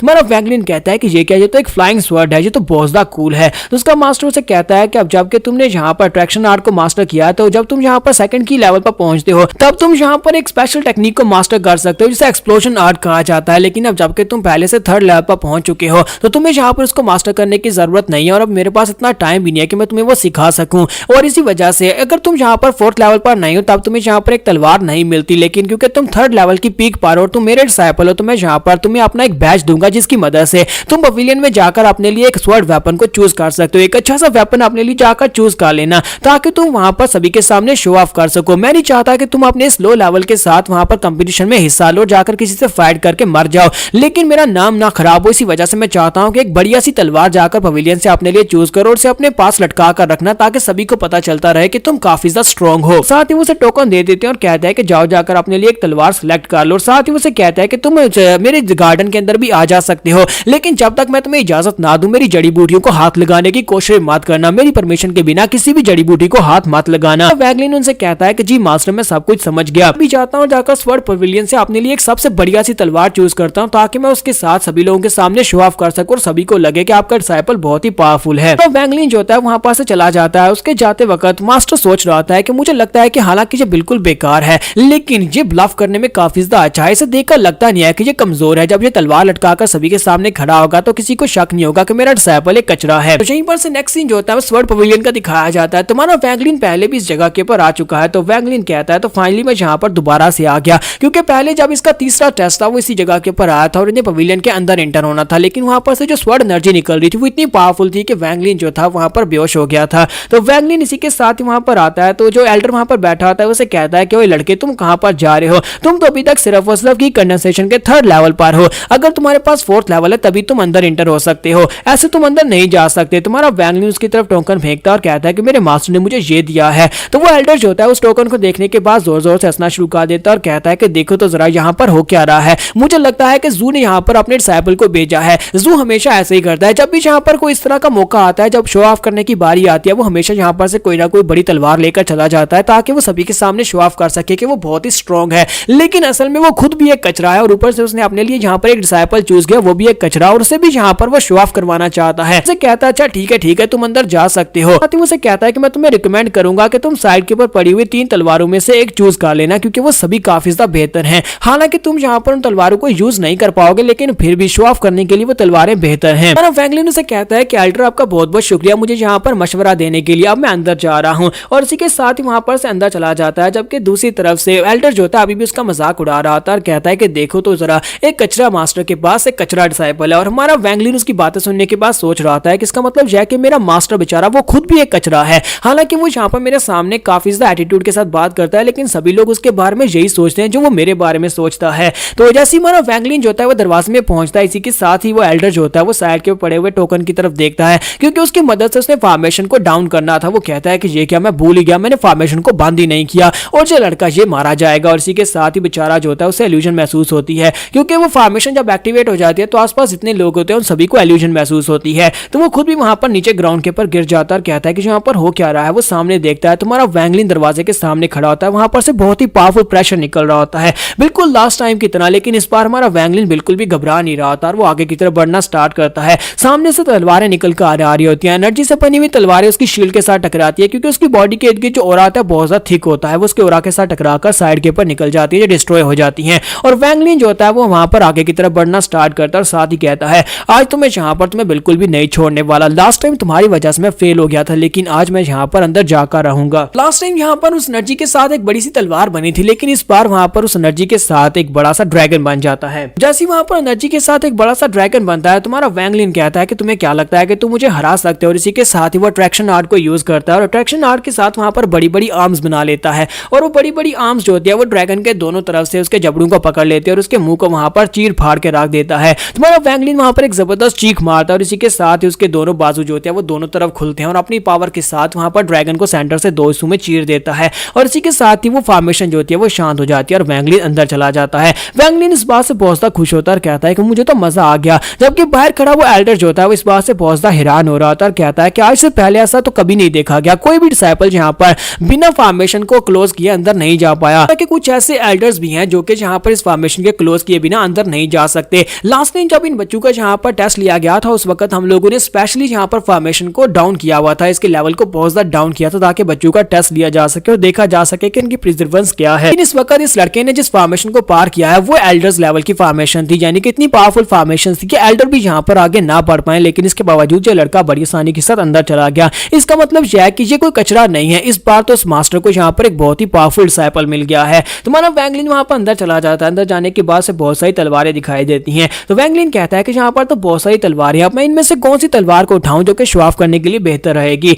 इसी के साथ ही साइड के ऊपर से वैसे एक गोल्डन तलवार दिखाई देती है जो कि बहुत ज्यादा चमक रही होती है। तो वो कहता है कि मुझे लगता है कि ये वाली तलवार बिल्कुल ठीक रहेगी, जिसके अंदर से तो बहुत सारा गोल्डन ओरा भी निकल रहा है और ऊपर से ये गोल्ड की बनी है। अगर कभी यहाँ पर मैं बहुत ही गरीब हो जाता हूँ तो मुझे पैसों की जरूरत पड़ी तो मैं इस तलवार को बेचकर इसके साथ काफी सारे पैसे बना सकता हूँ। लेकिन वहीं पर एक टैबलेट के ऊपर कुछ लिखा होता है तो उसके नीचे वहां पर पढ़ना स्टार्ट करता है तो उसके ऊपर लिखा होता है कि इस तलवार का नाम रिचेस है और ये तलवार 500 साल पहले एक एंसेस्टर ने इसको यूज किया था और उसी ने इसको गोल्ड से साथ बनाया था। इस तलवार के अंदर बहुत ज्यादा पावर है, इतनी पावर है कि ये सिर्फ और सिर्फ सूटेबल बंदे का इंतजार कर रही है कि कोई यहाँ पर आए जो कि इस तलवार के लायक हो। जब वो इस तलवार को उठाएगा तभी इसके अंदर से इसकी पावर रिलीज हो पाएगी। लेकिन साथ ही वहां पर लिखा होता है कि इस तलवार के टूटने के बाद तुम्हें इस तलवार को दोबारा से जोड़ना होगा, क्योंकि इस तलवार को तुम तभी उठा सकते हो अगर तुम इस बात का वादा करो कि तुम इस तलवार को कभी बेचोगे नहीं, क्योंकि अगर तुमने कभी इस तलवार को बेचने की कोशिश की तो तुम्हें सेक्टर से निकाल दिया जाएगा और तुम्हें इस तलवार को बहुत ही प्यार के साथ संभाल कर रखना होगा। वैंगलिन ने पढ़ने के बाद हंसना शुरू कर देता और कहता है कि लगता है किसी जोकर ने यहाँ पर ये सारी की सारी बातें लिखी है। अगर मैं इस तलवार को उठा लेता हूँ, जाकर बेच देता हूँ, किसी को पता भी नहीं चलेगा। और वो तलवार को उठा लेता और कहता है कि मुझे इस तलवार बहुत ज्यादा पसंद आई, मैं ऐसी तलवार को लेने वाला हूँ। फिर साथ ही वो तलवार से कहता है प्लीज मुझे माफ करना, अगर कभी तुम टूट गई तो मैं यहाँ पर तुम्हें दोबारा जोड़ूंगा नहीं और किसी को जाकर बेच दूंगा। वैंगलिन उस तलवार को अपनी थैली के अंदर रख लेता है और वहां पर से बाहर निकल आता है। जैसे ही वो बाहर निकलता है तो एल्डर जो होता है उसे रिस्पेक्ट दे रहा होता है और उसे कहता है कि गुड बाय। तो वैंगलिन इस बात से काफी हैरान होता है और कहता है कि ये क्या अचानक से इसका एटीट्यूड इतना ज्यादा चेंज कैसे हो गया। कि वो एल्डर सोच रहा होता है मुझे लगता है कि फ्यूचर में ये लड़का एक एल्डर बनने वाला है तो मुझे इसके साथ तमीज से बात करनी चाहिए। यहाँ पर हम लोग अपनी एपिसोड 20 का एंड करेंगे और नेक्स्ट एपिसोड में देखेंगे जब हमारे वैंगलिन को यहाँ पर उस मार्बल के सीक्रेट के बारे में पता चलने वाला है। उसके अंदर एक और सीक्रेट छुपा हुआ है जो उसे नेक्स्ट एपिसोड में पता चलेगा।